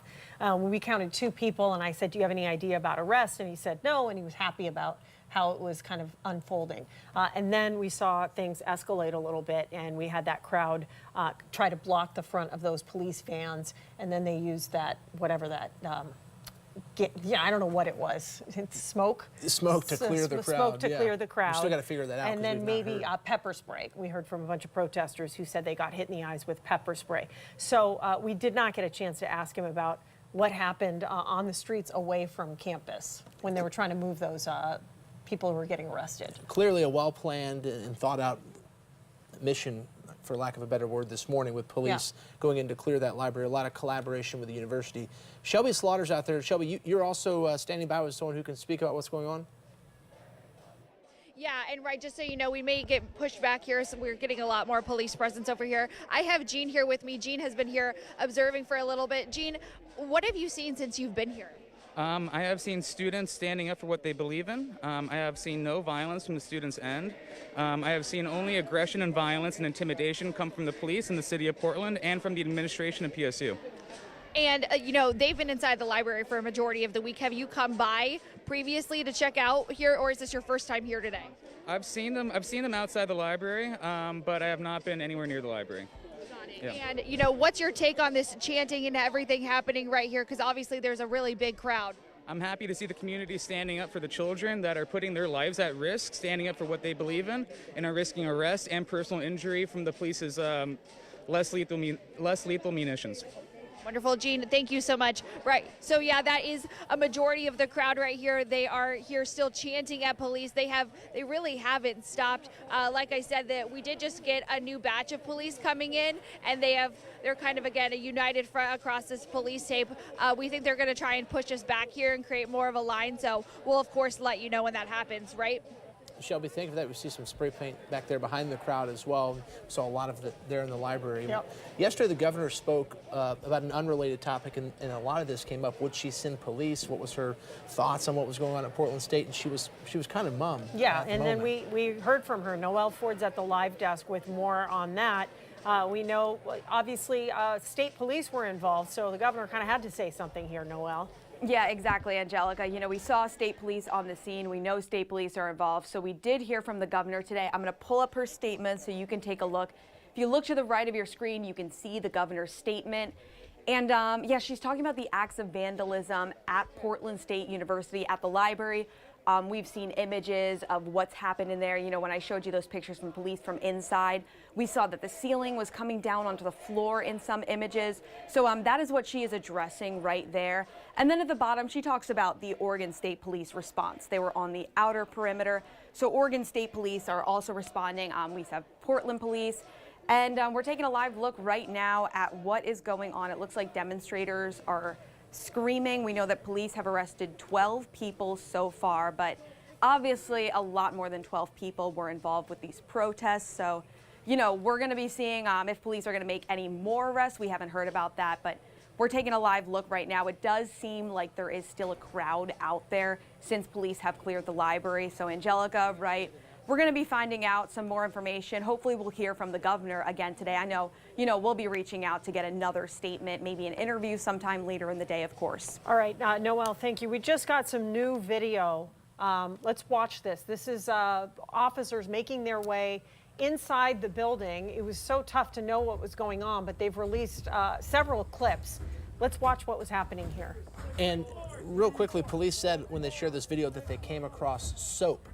Slick substance on the floor right behind this door. That's what they were dealing with right as they're breaching. This is a first floor door going into the library. So let's watch what's going on.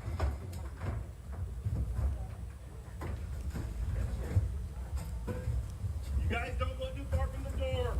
Hold up when you make it. Yeah, hold it there. And I've watched that video a little bit more as it plays out on Twitter. There is a lot of graffiti. There's a lot of damage inside the library. Inside that library. A lot of spray paint, just so much going on inside that library just right when they got through that door on the first floor. And they shared that just at 11:30. So we're getting more video from police. Obviously, we have not been able to go in, and here's that video. Once again, you're seeing them breach that door on the first floor. They say when they were getting behind that door, they encountered a slick substance, soap or something else that was likely intended for them to fall as they were coming in. And they were saying throughout the morning that they were moving through the library slowly and methodically. There were doors that were blocked. They were looking for booby traps. Like, I mean, I guess you can consider slippery soap a booby trap. We saw them go in from an adjoining building. We saw them go in from the roof. So they kind of slipped in from every angle and then just slowly made their way through the building. And right here, if we keep this video up, you'll see in just a second they'll get in, and you can see the medic spray paint that Shelby had been telling us about, the barricade they're climbing over. Those are tables, a ladder they put there, and look, and you can see food, coffee. They've got signs where they're pointing, I guess, other protesters, and this is really the first good look inside the library that we've had. Tools you see spray painted there. Yeah, it's look at that extensive destruction. damage. And one of the protesters did tell Wesley Ogle this morning that electronics were also damaged too. So it's not just structural stuff and graffiti.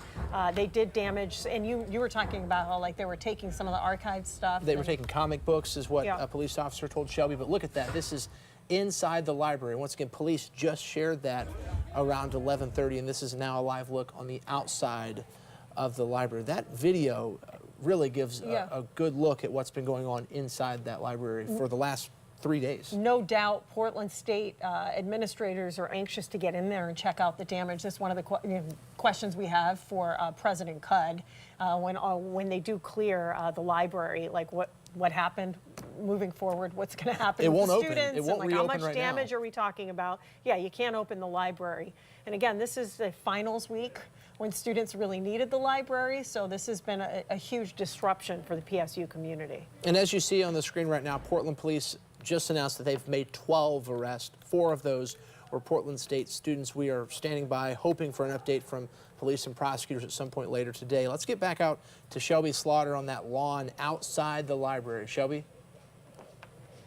Yeah, right. Well, since we've last spoken, we're starting to see some people cross the boundary of the police tape. You're seeing people just step over that yellow line and pressing that boundary. And then off to the right, you see people just standing right in front of the police officers in their faces. But again, no movement from police officers yet, but people are definitely starting to push those boundaries. The chanting off to the right still has not subsided. So we are kind of getting a little bit more riled up than we were just a little bit ago. I will say to my left, over here at the library, we are starting to see some construction workers go into the library and kind of board things up and kind of start clearing it out, which is an indication to me that we've probably cleared out most of the library since construction workers are now going in to secure the building. But as of right now, yeah, we are starting to cross those boundaries as people kind of get a little more communication with police right now, right? Yeah, and that's the big question we have for the university is when do they expect to get the library secured to a point where police can leave? It seems like they won't leave until that library is at least secured from protesters just going right back inside, because that likely would happen if they left before that library was secure. So Shelby, with that update, that construction workers have started to move in. It was about 10:15 that police said they had the all clear inside that library, that everyone was out. So they've had about an hour and a half. They're doing a lot of crowd control outside right now. I don't know if waves of people are waking up, seeing what's going on, going down there to check it out. But that's what we're dealing with. Just people standing around and watching. Some of them are protesters, but it looks like people are just maybe curious about what's happening. Maybe just coming to look at what's going on. This is at the library in front of Portland State. If you're just now joining us or tuning in, Katu has been on air all morning. Angelica and the morning team have done a tremendous job explaining this in real time as police moved in earlier this morning to clear the occupation inside the Portland State Library that had been in there since Monday night when they first broke in. The protest movement started late last Thursday, and you've seen all morning. The police eventually got inside the library, started arresting people. We had a feeling this was going to happen in the morning hours, and we watched them leave the staging area just before 6 o'clock, and it was a slow roll in, a slow walk up to campus, or through the campus up to the library, and it sort of stretched out over several hours.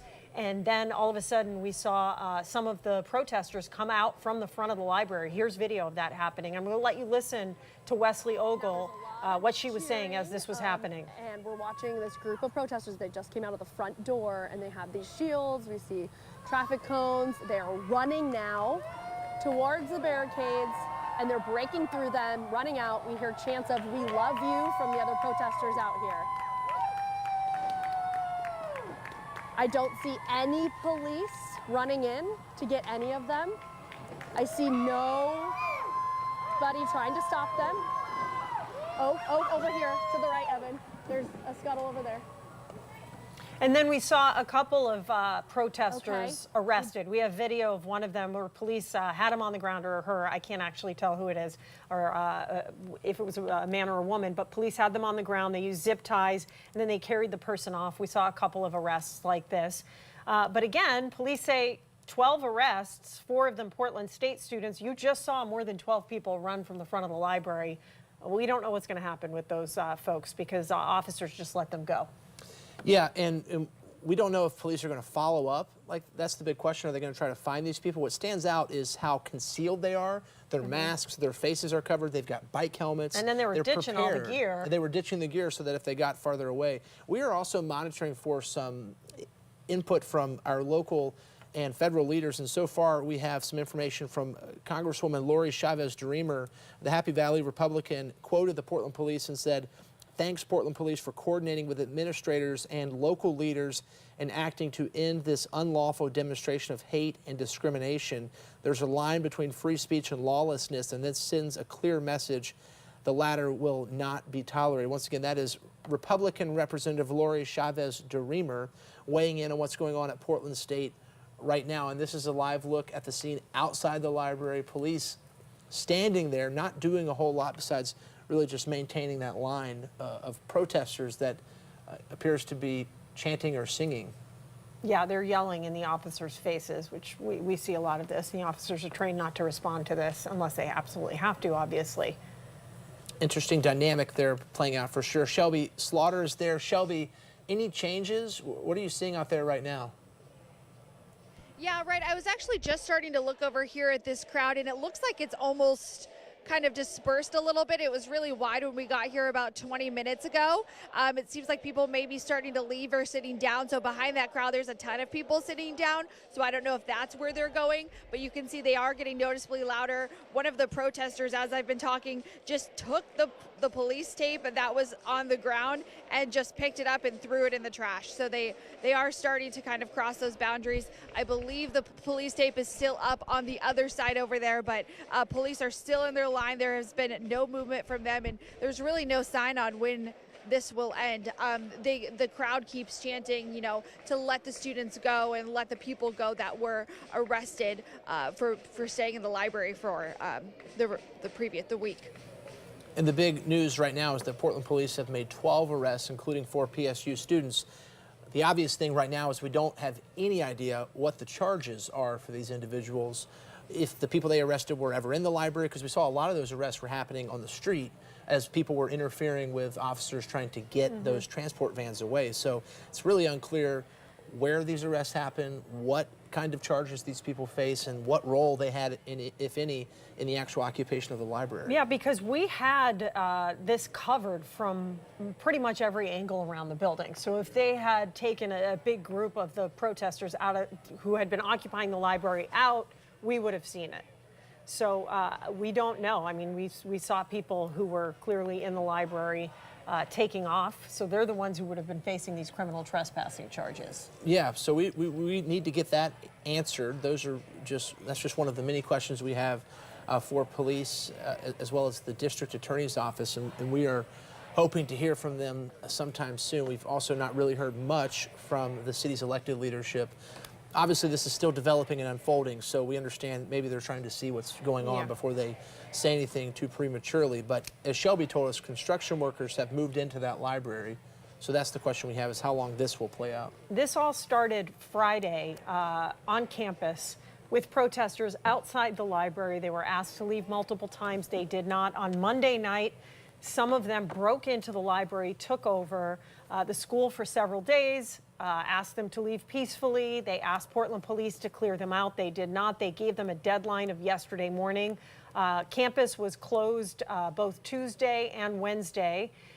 They were going to reopen campus before this morning today, which kind of gave us a heads up that they might be moving in overnight to clear the library.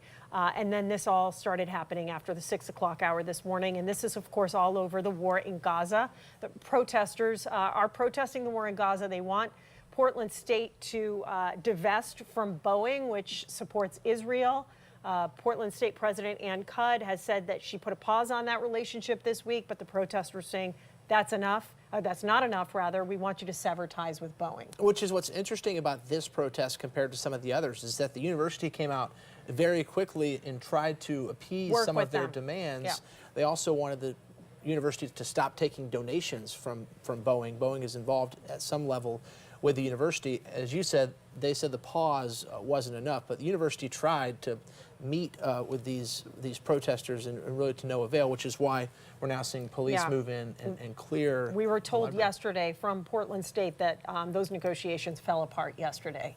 And that's when I think plans were in the works to clear out the library this morning. Yeah, they had every opportunity to leave, and we've been getting some video and pictures in all morning from Portland police officers as they were clearing that. This is the most recent video of police going inside the first floor. You can see they've spray painted that door medic. There's writing Black Lives Still Matter. In just a moment, you'll see when they get inside. Officers say they came across soap or something else slippery on the ground in that area, and they're also climbing over tables that have barricaded the door. Let's bring in Noelle Ford. She's been tracking reaction to all of this from state and local leaders. What are you seeing right now, Noelle? Yeah, I found a local leader, Mingus Maps. He tweeted some reaction here. We've heard from the mayor a little bit this morning, but he's the first city commissioner that I've seen reaction from. So if you take a look at your screen, he starts by thanking Portland State University President Ann Cudd and Portland Police for getting in there and protecting free speech, protecting public spaces, but of course, clearing out the library today. He goes on to say, you know, he was glad nobody was hurt, but acts of vandalism are unacceptable. I do think that we were hearing very similar statements from Democrats and even Republicans from both sides of the aisle when we had that statement from Lori Chavez-DeRemer earlier, and then even what President Joe Biden said earlier today about protests. You know, they do respect free speech, of course, but the line is drawn when it becomes violent and when it turns into hate speech. Very similar reaction all across the aisle from everyone. Of course, we're still tracking what is going on here in Portland. As we take a live look, we can see Portland Police still out there, still with police tape, and it does seem like we're zooming in. I see somebody carrying some kind of plywood, it looks like. I'm going to toss it back to Angelica and Wright, and we'll talk about what we're taking a look at right there. Yeah, they appear to be disassembling the barricade that was set up in front of the library. We've watched them slowly do that this morning. They were like taking down some plywood, moving tents around.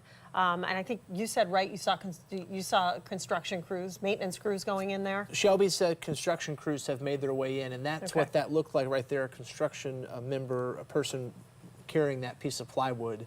And they have a lot of cleaning up to do, outside and inside the library. And this is an all too familiar sight for people in Portland, especially who were here in 2020 or any time before. Or if you work at the Starbucks at Pioneer Courthouse Square, which was vandalized. Windows were broken, and it was spray painted overnight. And that happened when the May Day protest yesterday kind of escalated. Another group came in, took over, and they did some damage there. So we expect the mayor to be talking about that, too. This isn't the only thing that Portland police are dealing with today. They also got hit with what they're calling arson overnight, where 15 of their vehicles were hit with fire, burned at their training facility. Brand new police cars. It's not a good day for Portland police. And that was it's certainly not. And that was a Portland State truck right there, and they're bringing those pieces of plywood up onto that front portico of the library. And you can still see a pretty significant barricade. Those are the soccer goals that Wesley was talking about. Likely moved definitely moved from a nearby field. They didn't assemble them there, but they've got a lot of work before they can even, it looks like, secure that library. Yeah, Shelby, what are you seeing out there? Let's go to Shelby Slaughter now. Yeah, you can see that construction workers are moving in with that plywood. And I will say, yeah, those soccer goals were not here last night when I left around 6 or 6:30. But I do just want to emphasize just how much plywood and things and that they brought into the library. I've been here all week and I've seen people drop off woods and just plates and plates of pallets to take inside the library. When I was in the lobby earlier this week, when they did allow me to go inside, I did see just piles of pallets. When I asked what they were using them for, they wouldn't answer me, so I can just imagine just how many is in there. And I know, again, like they were bringing boards in there as well. Now, as far as the crowd out here right now, all of the police tape, minus what we see here, is falling down or being taken down by protesters. We do have, I just checked over here before you guys came to me, and we did have all of the other police tape fall down, and people were just honestly picking it up and putting it in the trash. It's getting a little bit more restless. I know I told you guys that just a little bit ago. It's just kind of inching forward and forward. They're getting in police's faces. If you see over here in the corner, they are just right up to their helmets, just kind of pushing those boundaries a little bit. But, you know, for the most part, other people are just kind of standing back, just kind of watching this all play out. But we haven't had a ton of movement. It's just kind of getting there. Angelica and Wright. Shelby, thank you for that. We do have some brand new information from Portland Police. We've been asking if we could get into the library to get a video tour, and they told us that would not be possible, and here's why. Police say they have since learned the building is considered unsafe by Portland Fire and Rescue for use until they have time to assess the damages and get fire safety systems back online. For that reason, they are unable to accommodate any media tours. Police do confirm that PSU is now securing the building, and you've seen that play out with the Portland State employees bringing up those pieces of plywood. Police say they will release video from the inside that will help you share the scope of the damage, and they tell us to continue to follow them on social media. So that's a big update that the Portland Fire and Rescue team has to figure out if the building even has fire safety systems online now, which are not cheap if they need to be fixed. I have a correction to make on something I've been saying, and it's totally my bad. I just got an email from someone saying, hey, it's actually not finals week, it's midterms. We don't have finals until June. That's my fault because I'm married to a professor at another school, and they're on a totally different schedule, and they are dealing with finals and graduation soon, but obviously Portland State schedule's a little later. But midterms, finals, it's still a rough week for professors and students not to be able to get into the library, not to be able to go to classes and get their stuff done. As we heard from the guy earlier, he's just trying to take his midterms and he wants to go home. Yeah. So he's not able to do that. Once again, they were going to open campus today, and then they have now not been able to do that. School is canceled today, for sure. So the big question I still have really is how long this will play out in front of the library. How long will police stay out there? Are they going to change people out? So we have a lot of information we still need to get from the city because it seems like cannot leave there until Portland State is able to secure that building to some degree before they will be able to leave. Yeah, and they're trying to prevent people from coming back in. I don't know if they're just waiting it out until these people get bored and take off, but I mean, we could be in this, I guess, holding pattern for several more hours. And anyone with any experience knows that these people also don't really get bored, Yes. and they will come back whenever. They are dedicated to whatever it is, and they would likely come back to the library, which is why the university wants to secure that library before they cut police loose. And the university had been trying to work with them to prevent this exact situation from happening. I think that's Shelby Slaughter's audio we can hear. I don't know if she can hear me. Shelby, can you hear me? I can hear you. Can you tell, I guess it's tough just by looking at the crowd, but can you tell if these are like, most of these people are Portland State students or? You know, Angelica, I think that's why it's kind of getting loud, because I was over there trying to figure that out myself. I was walking into the crowd and I was going to try and ask some people. I will say a lot of the people here are young, but they're all wearing masks and they're doing that for anonymity. So a lot of these people don't really want you to know if they're a Portland State student or if they're a non-student or alumni, which is what I was told previously in the week where a lot of the people that were in that building. So it's kind of hard to tell, but that is why they're wearing masks right now. So I'll try and get some more information, and next time you guys come back to me, hopefully I'll have some of that info. Yeah, it's so hard to tell, and we obviously know you can't poll every single person there. The only insight we have into any sort of breakdown is the arrest numbers, which are on the bottom of your screen. Police say they've arrested 12 people, 4 of those people are PSU students. The other 8 are not. We do not have gender, race, or age breakdown for those people they've arrested. We'll certainly pass that along to you as we have. This video you're seeing right now is brand new, about 30 minutes ago from Portland Police. Once again, they're not letting the media in because the building has not been deemed safe. So we're getting snippets from Portland Police as they get inside that building. This is on the first floor, and you'll see those tables that they have used to barricade the door.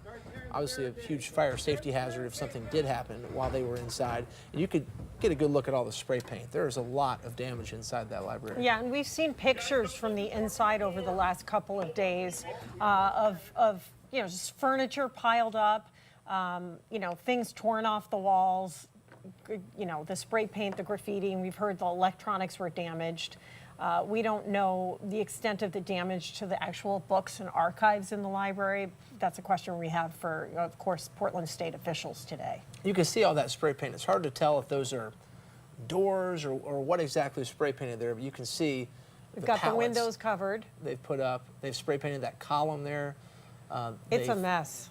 It's a huge mess. And the update we have from police is that the firefighters need to go inside and figure out if the fire safety system is still online. So they've not been able to deem the building safe. And you can see that collection of stuff in there. It looks like almost every surface has been tagged with spray paint or marker. I won't even try to understand why they do that. The occupation is one thing, but to destroy that, this is other video. Angelica. Yeah, this is when the situation kind of escalated a couple of hours ago. You see the white police van on the left. That is transporting. That van was transporting people they had arrested inside the library, and all of these supporters, other protesters, showed up. They were blocking the van from leaving, saying "Let them go," and then that smoke bomb went off, and then the vans sort of just took off down the road, and these protesters followed them, chased them, set up those garbage bins, recycling bins to try and block the road. And then you can see they're taking off, going pretty quickly. We see this so often with events like this. These protesters, they call it de-arresting people. They're trying to get them out of the police custody, but obviously you can see the van was able to leave, and 12 people were arrested. It's not going to work in that situation. Not going to work at all. Let's go out to Shelby Slaughter again, see what's going on out there. What are you seeing right now, Shelby? From K2 News, this is breaking news. People and asking them, if they're students or if they're observers, and a lot of people just told me that they were observers. They didn't feel comfortable saying if they were students or not. So a lot of these people are just here checking out to see what's going on, and then you can see a lot of passionate people up front by police. But again, that chanting has not stopped since I've been here all morning. People have been chanting consistently, and you can see, I don't know if we can even see it, but someone does have a drum over there, and they're just banging on it the entire time. It's been pretty consistent, but not too many changes. Again, the crowd hasn't really moved much. When I walked over to the other side, I did see tons of water. So it sounds like it looks like people are in it for the long haul and just trying to stay hydrated and eating and drinking out here. So no sign of it stopping anytime soon, Angelica, right? When Wesley was out there earlier, there was much more of a buffer between those protesters and police, and we've kind of seen that. We saw the library, closer. Then the encampment in front of the library where they've been since Friday, and then the South Park blocks, and then we had a line of, for a while, we had a line of state troopers sort of holding the line while Portland police moved back and forth, and it was very clean and organized. And then I think later on in the morning, as more people showed up, it got messy, and that's what we're seeing right now. Yeah, and you can see how police have taped off a big section of the lawn there. That police tape has been torn down where Shelby is now, where Wesley was earlier, but they've still tried to maintain a pretty large perimeter from that library. They're still a good ways from the library.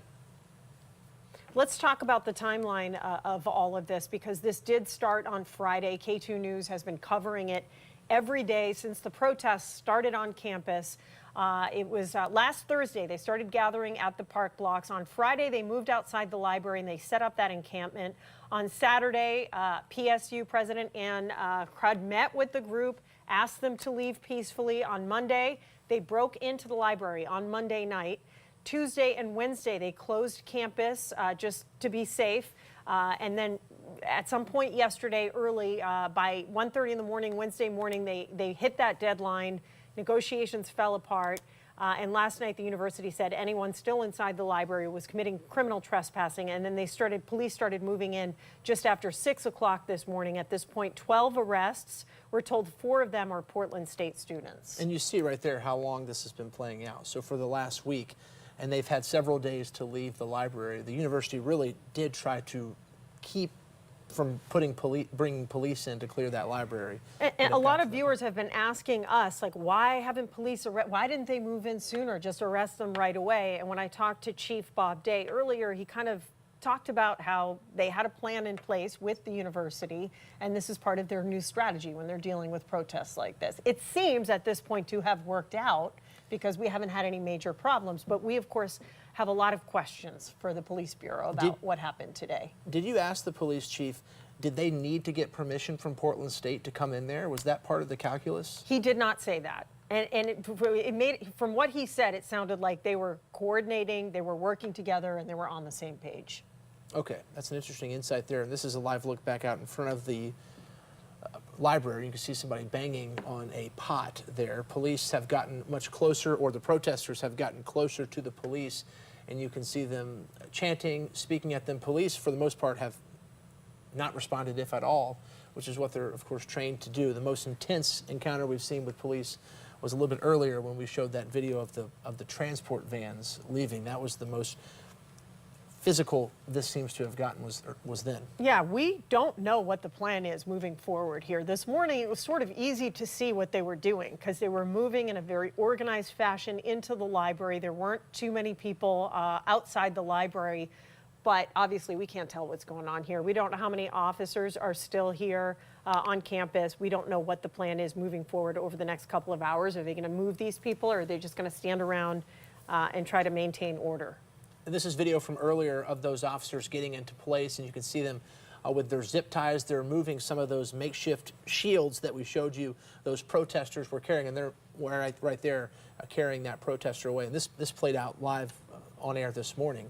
At least one of the 12 people arrested. And you could see how concealed their identities are, which makes it seem tough to catch the people who they let run away. Yeah, and I think there were fewer than 5 people from what we could see. We had 3 or 4 crews around the library who resisted arrest. This was one of them. There weren't that many of them. They either ran and took off and they weren't arrested, or police took them into custody on the backside of the building and we didn't see it. Yeah, so that's the big question, is really why only 12 arrests if there were so many people inside the library? We obviously saw the people who were running out, and you saw those transport vans. This is more video earlier, and that's a live look at one of the protesters carrying the police tape. Looks like he's wrapped himself in that police tape, and that is with Shelby Slaughter live out in front of the library. Shelby? Yeah, so just a little bit ago, just seconds, I think you guys probably caught the tail end of it. Someone had come by and just started ripping the tape off. And when she walked by me, she was like, "We're not doing tape in this city," and just kind of ripped it down. Police did try to approach her, but she just ran back into the crowd. She does have a mask on. It looks like they may be trying to look for her. But again, that was probably the most intense thing I've seen here since what we saw on Harrison and Broadway when they were locking arms. But it's, again, for the most part, it's been relatively calm. We do have some movement over there by police. It looks like they've just been switching out all afternoon. It doesn't seem like they have any plan to leave anytime soon. They're just kind of showing a united front right now. Angelica.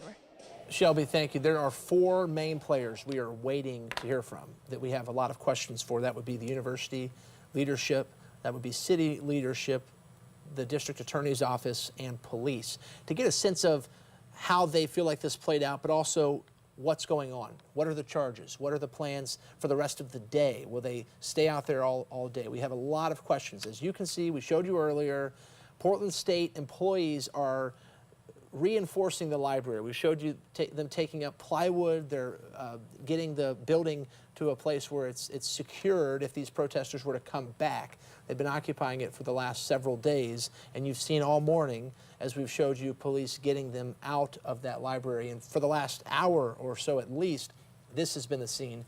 A group gathered out in front of the library, a police line holding them back, but really not much interaction, especially if you look back to the 2020 protests when they were protesting the police themselves, there was a lot more yelling and intensity between the groups than there is right now. It seems like they're mostly just standing and staring at each other. Yeah, and that's when the rapid response team was handling protests like this. Everything has changed since then, and we now have the, what is it? The public order team. Public order team, and they have different strategies and different tools, and they've spent the past couple of years sort of revamping how Portland police respond to riots. So it'll be really interesting to hear from the police bureau, the police union, about how they think everything played out today. Of course, it's not over yet, but they have moved out of the library. They've cleared the library after, a 3-day standoff there. And we saw Oregon State Police. Joe English had that earlier. You guys were live on air with the Oregon State Police who rolled up on that truck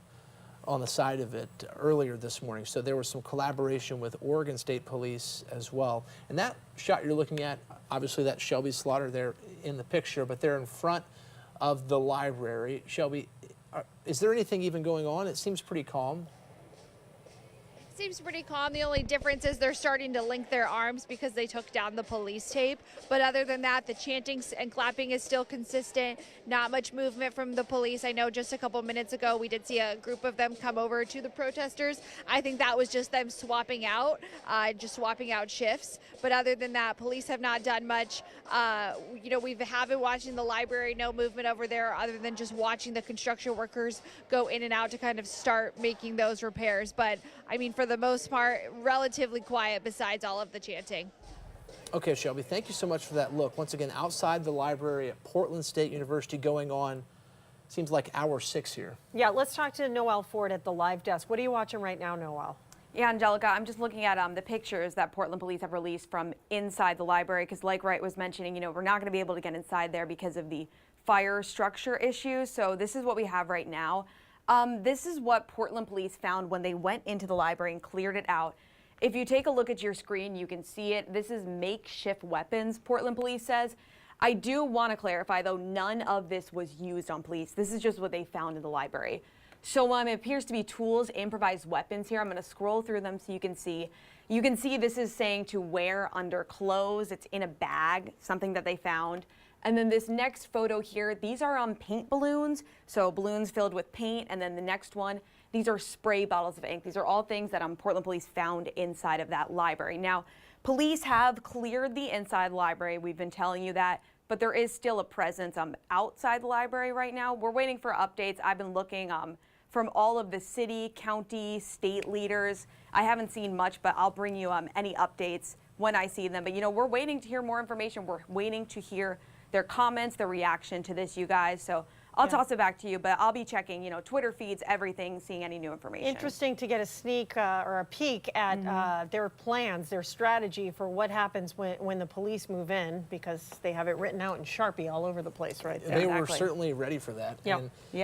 And that's what we've heard from protests really across the country, is these protesters who occupy these buildings are ready and waiting on the police and law enforcement when they finally come in. This is one of 3. Now, NYPD cleared the Columbia protest, UCLA was cleared this morning, and now Portland police have moved in to clear the occupation at Portland State's library. And one of the surprising things is the numbers that you see at the bottom of your screen right now. We were told there are about 100 people in the library and only 12 arrested. Let's listen in right now. We're about to hear from Mayor Wheeler, the police chief, the Multnomah County DA, and the president of Portland State. Let's listen in. All right, good afternoon. My name is Mike Benner. I'm the Public Information Manager here at the Portland Police Bureau. Thank you for coming this afternoon. We appreciate your patience as this is a very fluid situation. It's been a busy morning.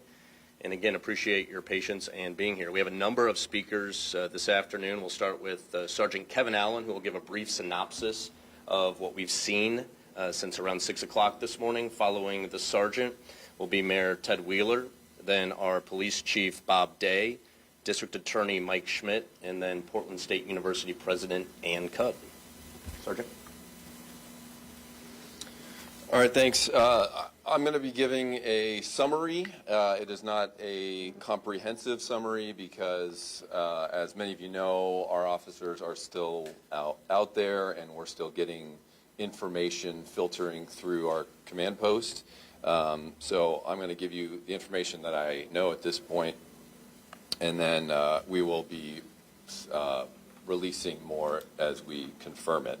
But we do know that this morning we had a planned operation to go to the Portland State Library and begin a clearing operation. We started that operation about 6 o'clock in the morning, where we entered the building. The strategy was to start at the top of the building and work our way down. So officers entered the building and went in an elevator to the top of the building, secured the roof, secured the top floors, and then slowly, carefully, deliberately working their way down, clearing the building as they went. As we expected, we encountered a lot of barricades, a lot of things put in our way to try to slow us down, and that did cause it to take a couple of hours for us to get through the building. The biggest challenge, most of the barricades were on the first floor. A short time ago, we released a video of officers breaching the door to the first floor. That was definitely the most difficult for them to get through, but they effectively got through it, and when we approached the bottom floor, a group of people who were in the library fled out the front door.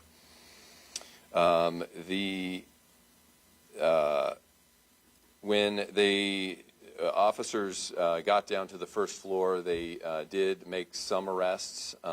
We know of 3 minor injuries, actually 2 minor injuries to officers. They did not have to be evaluated or anything. There were small injuries. One officer was sprayed with a fire extinguisher. The person who sprayed the officer with the fire extinguisher was arrested. Most of the folks who ran out of the building were seen circling back around, and they became focused on the exterior perimeter officers who were trying to secure the outside of the building.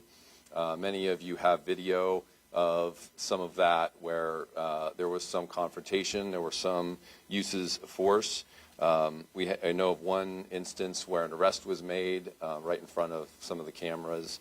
What we know about that arrest was that the suspect had a hard shield and was striking at an officer with that shield, and that's why that arrest took place.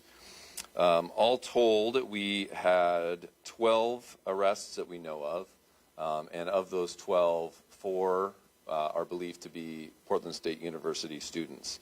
The rest are not believed to be affiliated directly with the university.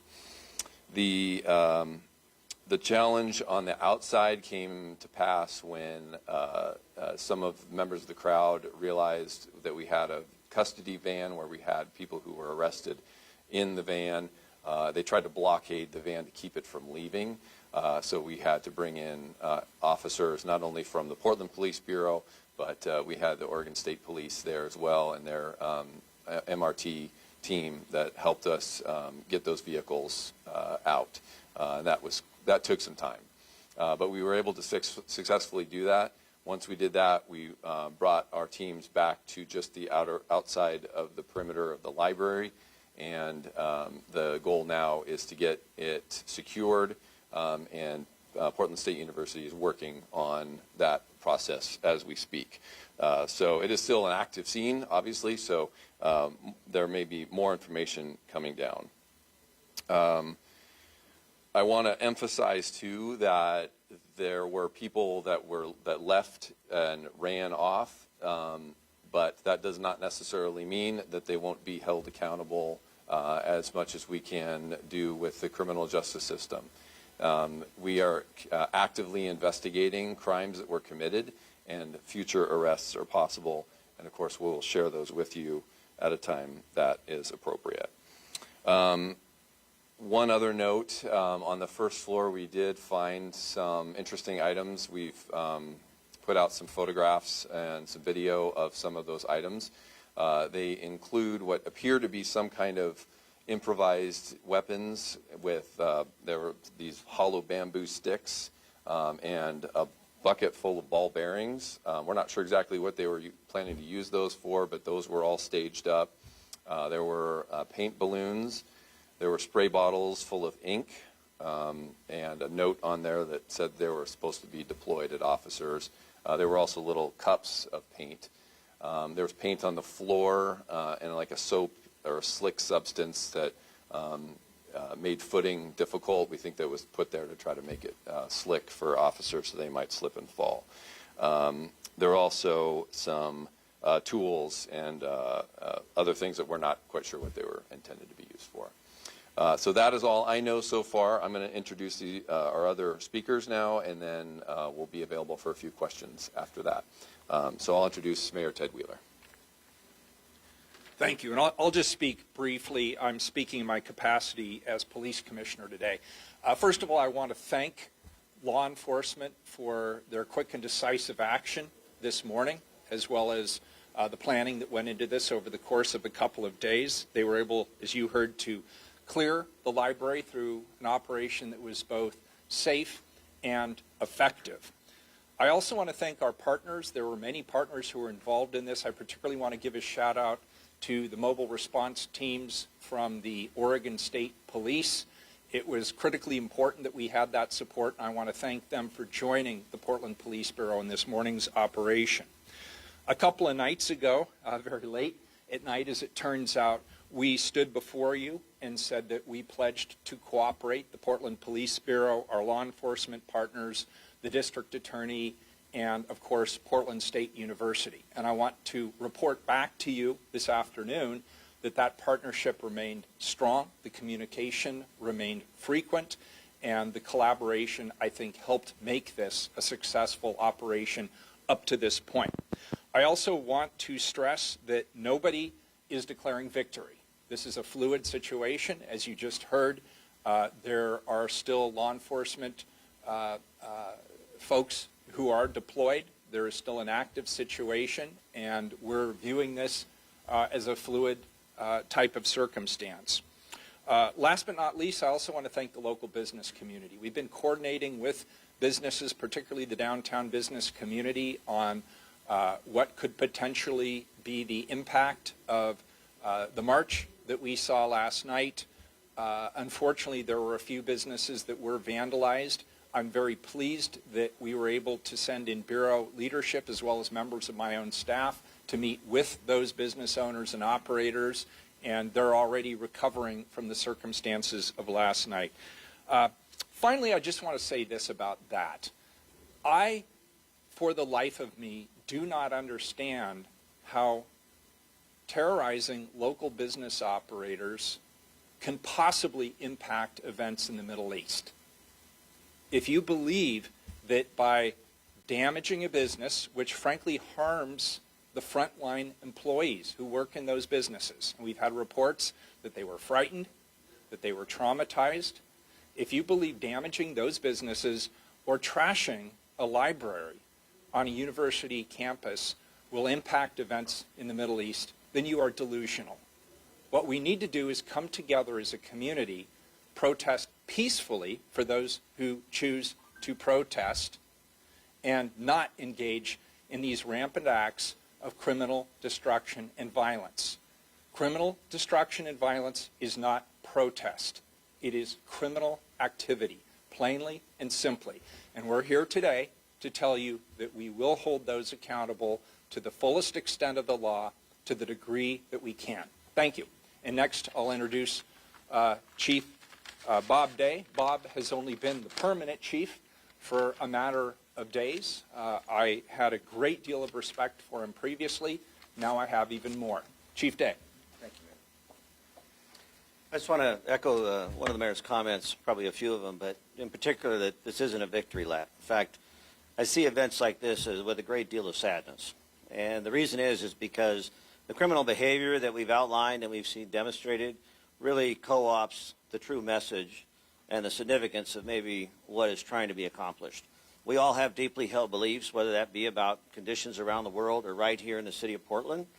And when we see the activity that we've seen over the last few days, or even going back to 2020, we lose the opportunity to bring about real change. And I know that Portlanders at their core want to be about real change, and this isn't the way to go about it. So we're going to continue to be very intentional in our efforts to address criminal behavior and support First Amendment rights. I also want to thank the Mayor and DA Schmidt and President Cudd for this unified response that not only we demonstrated here Monday evening, late at night, on a moment's notice, but all throughout the week. I think this is unique for us as a city, but really unique for us as a country. I've not seen this anywhere else where the university leaderships, the police, the mayor, and the district attorney are coming together and saying, yes, we want a different story, we want a different narrative. This represents in a small way what Portland is and what Portland can be. And I would encourage our other elected leaders, our other university presidents, state leaders, as well as federal leaders to step into this space and support this work. I'm appreciative of Governor Kotek's recent comments as well as her assistance in providing the state police. We've not only had state police support, we've had great regional partner support. We've been able to rely on our partners from Gresham, from Milwaukee, from Multnomah County, Beaverton, Lake Oswego, et cetera, helping provide safety and security while we've been addressing these issues primarily downtown. Certainly is not lost on me the events last night with the protest and the damage that was done that the mayor highlighted. We also had a number of police vehicles set on fire out at the training division and this event today. I've been asked several times if I see these as related or connected. Right now we're looking at them as individual events. They're all individual events, and we are in the process of investigating them fully and thoroughly with the appropriate resources. I'm not naive to the fact that there may be connected, there may be some crossover, and we will certainly make sure that our investigators are in communication with one another as we look to make arrests and prosecute. But in regards to the training division and the loss of those police cars, which is substantial, our new officers use those to train in. They're a vital part of our training unit. Something positive and encouraging was it didn't take but just a few minutes this morning for that news to spread, and we heard from the State Academy and many of our neighboring agencies saying, hey, what do you need? We can offer police cars for your training. So it's not going to set us back, and as you know, we've been doing a lot of hiring and a lot of training. And so the ability to have that support and not be able to have to miss a beat so that we can continue is really important. Just overall, I want to commend and thank the men and women of the Portland Police Bureau, the state police, and those other agencies I mentioned. This is a tough job, and these events can be very taxing. People have worked a lot of hours under a tremendous amount of pressure and scrutiny, and to this extent and what we've seen so far, I've been very proud and very pleased with the work we're seeing. We've got more work to do today. We're going to have more work to do tomorrow. That's just the nature of what we do. But I couldn't be more proud to represent the Police Bureau and continue to promote this beautiful city that I know we all love and care about. I'd now like to turn it over to District Attorney Mike Schmidt. Thank you, Chief. Thank you, Mayor. As Oregonians, as Portlanders, we value the rights for our voices to be heard, as you've heard from everyone up here. And I'll always work to protect that right. And we will always work to protect that right. But unfortunately, what we've seen is that some people have resorted to destructive behavior, which is not acceptable and will not be tolerated. Things like spraying graffiti, breaking windows, and setting fires. I condemn these criminal acts. My office is working closely with the Portland Police Bureau in this situation and other agencies. I appreciate the collaboration. They have my full support in their response. I want to again be very clear. We will prosecute these cases, and we'll use every tool at our disposal to make sure that people are held accountable. I have a prosecutor embedded in the investigation, and we will make charging decisions as appropriate once the evidence is collected and reviewed. My office is happy to provide updates as charges are issued and that information becomes available. I want to thank our community members who have engaged in demonstrations peacefully and civilly. We want people to be able to safely demonstrate, and when others engage in criminal behavior, it's unproductive and makes it less safe for everybody else's voices to be heard. With that, I'll turn it over to President Cudd. Good afternoon. So it was our hope that we could resume our educational mission and hold classes today. But with the escalation of protest and violence on our campus last night, including protesters threatening to take over additional buildings, that really became untenable. So we made the decision to close the campus and lock down our buildings. The Portland Police Bureau has done an amazing job, and I'm so grateful. They've cleared Millar Library. I'm so grateful for their assistance and the care they showed as they carried out that difficult task. We asked for their presence and their assistance only after extensive negotiations using faculty members as intermediaries. We gave students in the library the opportunity to leave without the threat of expulsion or suspension and no transcript notation, no changes to their current status in student housing, and no changes to their scholarship status or financial aid, as well as no impact on their educational visa status. I even offered to engage with them directly in dialogue about their other demands. The students who remained in the building chose not to take that option. We also made it clear to all faculty, staff, and students that remaining in the library that was trespassing. They had plenty of opportunity to leave prior to the police arriving, and they chose not to stay. Our primary concern is for the physical and emotional well-being of our students. This was a traumatic event for everyone in our campus community, both those inside the library and then those watching from outside. Throughout this process, and even after the events of the day, I'm still open to meeting with our students to hear their concerns, but this protest is obviously bigger than Portland State University at this point. PSU is an access institution. We have more than 21,000 students. It is incumbent on us to serve all of our students. Of course, we support the free speech rights of our students who feel so passionate about the horrors of war and the killings of innocents in Gaza. But we must take care of all of our students and provide a safe learning environment. It is tragic that some of our students, along with others from outside, have so badly damaged our library and taken away that essential learning space. You know, as a philosophy professor and the daughter of librarians, that space is really a sacred space to me, and I am really so saddened to see what has happened to it. So we appreciate very much the assistance of the Portland Police Bureau and the Oregon State Police and the restraint with which they have addressed this situation. I'm so grateful to Mayor Wheeler, to Chief Bob Day, to the DA, Mike Schmidt.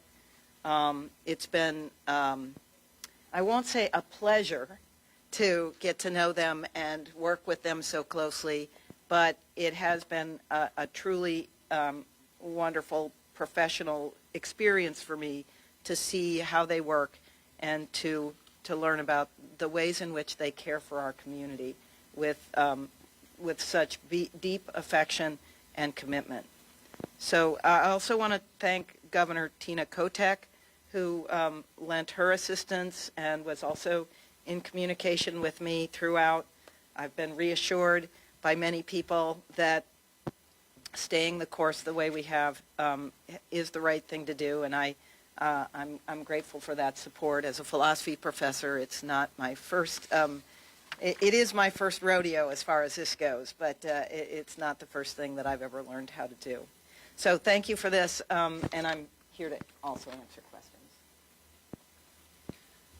As I'm sure all of you can appreciate, it's been a long day for all of the individuals up here. They have a lot of work to do in the coming hours, but we do want to allow some time for some Q&A. With that said, I just ask that you identify who you are and identify the leader that you would like to ask a question to. Thank you. For President Katu, for the students who have been arrested, are there any suspensions or any other disciplinary actions you'll take? Well, we have a student conduct process, and we will follow that through. They'll have, due process throughout our process, but these were very serious events, and there will be consequences. Is your offer still on the table? No. My question is for Chief Day. Emily Gersh with K2 News here. Of the protesters that ran outside of the building this morning, what actually happened there? Were any of them arrested? Yeah, I believe so. Some were arrested. Kevin would, I know that, yes, some were arrested. How many of that, I do not know. I also know that we're actively distributing information with pictures and photos of those that were not arrested but were seeking to take into custody. But there were some arrests made, yes. Did officers chase those protesters, and about how many ran out of the building? I do not know about the pursuit or lack of, and in terms of numbers, I've heard numbers near 50, but certainly, we're going to have to review the video to see. And you're in pursuit to make arrests? We're continuing follow-up investigations with all of these. So yes, we have information. We are actively looking for people who were not arrested, but we have probable cause based upon their behavior. Why only 12 arrests? Well, I'm not sure the whole extent of the availability and the tactics that were used at the time. So it's all part of what we will evaluate as we go forward. And one more, we know that only 4 arrests were PSU students. What were the other people doing there? And have you identified them? Like, were they from Portland? What were they doing in the library? Those are follow-up questions you'll have to ask Mike or Sergeant Allen in terms of those details as they get processed. I want to add something to Emily's question. We do have a number of images of people who left the library. I've spoken to detectives in major crimes. We'll be pushing out images of these individuals later today. We are pursuing them. About how many are you pursuing? We don't have an exact number. Okay. This, again, is a very fluid Ballpark, situation. like dozens more? Potentially. Okay. I have a question maybe for Sergeant Allen, Drew Reeves with KPTV. You mentioned 4 arrests were students, a lot of them were not. Do you know the group that was left in the library this morning? Is it a majority not students, you believe, or do you have any idea? Well, we only have the information on the people that we arrested. Obviously there are some people in there that we may not necessarily have their identification. So it is too early to answer that question reliably, but we did know that there was some discussion about that this entire group was made up of PSU students, and we found that to be not the case.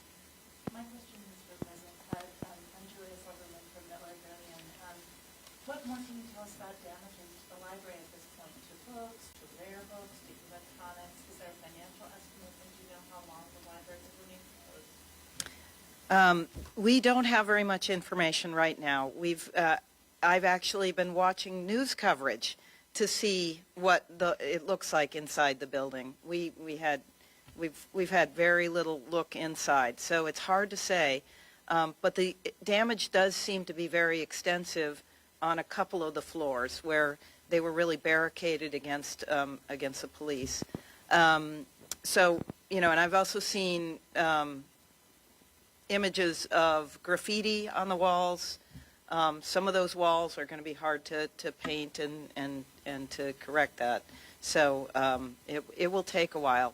I've also heard reports, both from an officer and one of our CPSO officers, as well as from the news media, that there were some thefts of some very, some rare archival material that we'll be very sad if we've lost that. President Kut, can you just... Let's give someone else an I just have a follow-up when you're done. I just wanted to say, I hadn't heard before, I don't think it had been previously reported that there were concerns last night that there may be occupations of other buildings on campus. Can you elaborate at all on that? Not really, other than to say at other universities we've seen that happen. We've seen you clear one and then other places spring up. So we actually, have thought about that potential contingency for a while.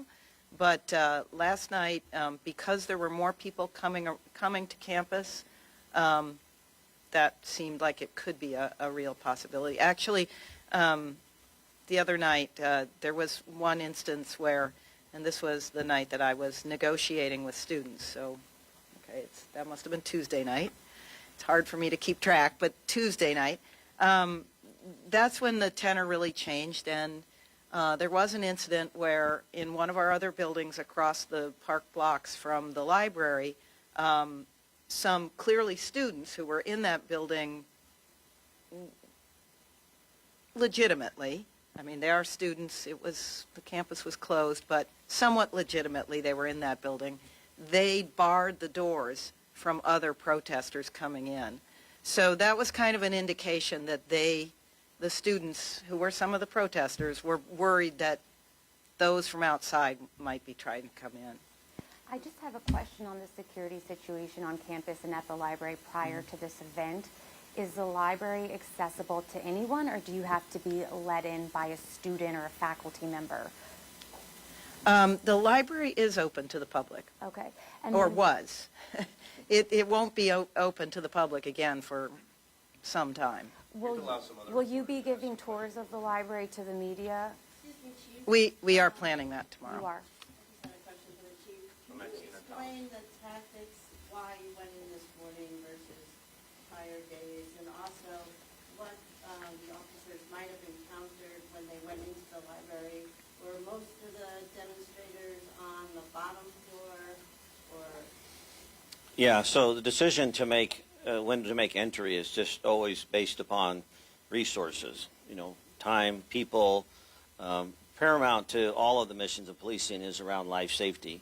And that life safety is for everyone involved, not just for, the community or police officers, demonstrators. It doesn't matter what the title is. We want life safety for everyone. So as we said before, we're working closely with President Cudd and also working closely with Portland State University Police. And Chief Halliburton was here a minute ago. I want to give him credit and appreciate his leadership in this as well. But we wanted to make sure when this turned from a public order event to a criminal event, which is really when they breached the library, that we were working closely with the DA and others to make sure we had the right charges, right understanding of legal authority, and then the right tactics. As stated earlier by Sergeant Allen, as we processed the building, it just turned out that most of the people were on one particular floor. And my understanding is there was some interaction, and then that's when they, fled. So what we encountered as we were clearing the building were, several barricaded doors that we had to break through, and then once we got to the bottom floor and made contact with folks, that's when they ran out. President, could I have a follow-up on your comments with KPW? I was wondering, what specific buildings were you worried about that were threatened to be taken over, and what were those conversations like with you, your staff, and maybe law enforcement to make sure that didn't happen? Yeah, so we were worried about the building specifically on the park blocks. And we do have different forms of access control, so we raised that level of access control on the park blocks. So it could be, so we have, swipe cards, right, ID cards that swipe us in, and we can, maybe I shouldn't be talking about security, but we can, adjust the level of who can enter what buildings, right? So that's... Last question down here in the corner. We got to get these folks out of here. I'm just wondering, I think this is a question for DA Smith. What will the investigation look like going forward, where how you might tie property damage or anything within the library to individuals? What's that going to look like? Is it going to take a typical amount of time? Is it going to be an elongated process? Yeah, it's too early to say. It depends, right? We'll be looking at all kinds of evidence that we can gather with cooperation with the police, but things like video, photographic evidence, witness evidence, all of that will be taken into consideration, and where we can tie specific individuals to specific property damage, then they'll be charged for that. Thank you. That's it. Is Thank it you. possible to just get an update on the public order As team? we have been very communicative over today, the prior days, please email us. We messaging out more later. Who knows what later will bring also. So thank you for joining us. Appreciate it. Thank you. Wrapped up an update from the police chief, from the mayor, from the district attorney, as well as from the university. And what we got from police is that they moved in this morning and started at the top of the library and worked their way down and clearing that building. In the video you've seen all morning of protesters running out, police say that was when officers finally got to the bottom floor and made contact with those protesters. They say they got pictures of those people who were running off to arrest them and hopefully investigate later. They did say there were 2 minor officer injuries. One person was arrested for spraying an officer with a fire extinguisher. Another person was arrested for charging an officer with a shield. We've also showed you that video. That's the video we've been showing throughout the morning of the officers carrying that person away, that person under arrest. They said he was using a shield to assault one of the officers, so they're going to face extra charges for that. And the final thing is that the goal is to get the library secure, which you saw some of that happening live during that press conference. We did hear from the elected leaders. The mayor weighed in on all this. Yeah, the mayor voiced his frustration, echoing what we've heard from city leaders across the country where this is happening, not just over what's happening at Portland State, but what happened last night with the May Day protests and businesses being targeted. He called the people involved in the, what he said was violence, delusional. He said, I don't understand how they think what they're doing, destroying local businesses, terrorizing people working at those businesses, is going to help the situation in Gaza.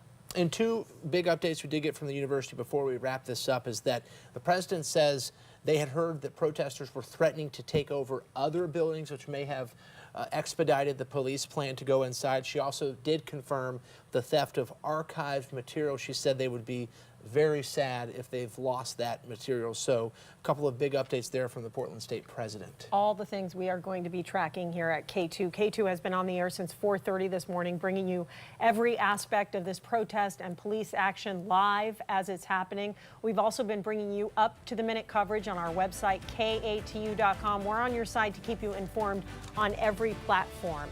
You can count on our crews to keep digging for the details on these arrests, any possible criminal charges or consequences, as well as the cleanup efforts at PSU. Please join Deb Knapp and I at 4. Steve Dunn and Deb will be here at 5 and 6 for all the brand new developments.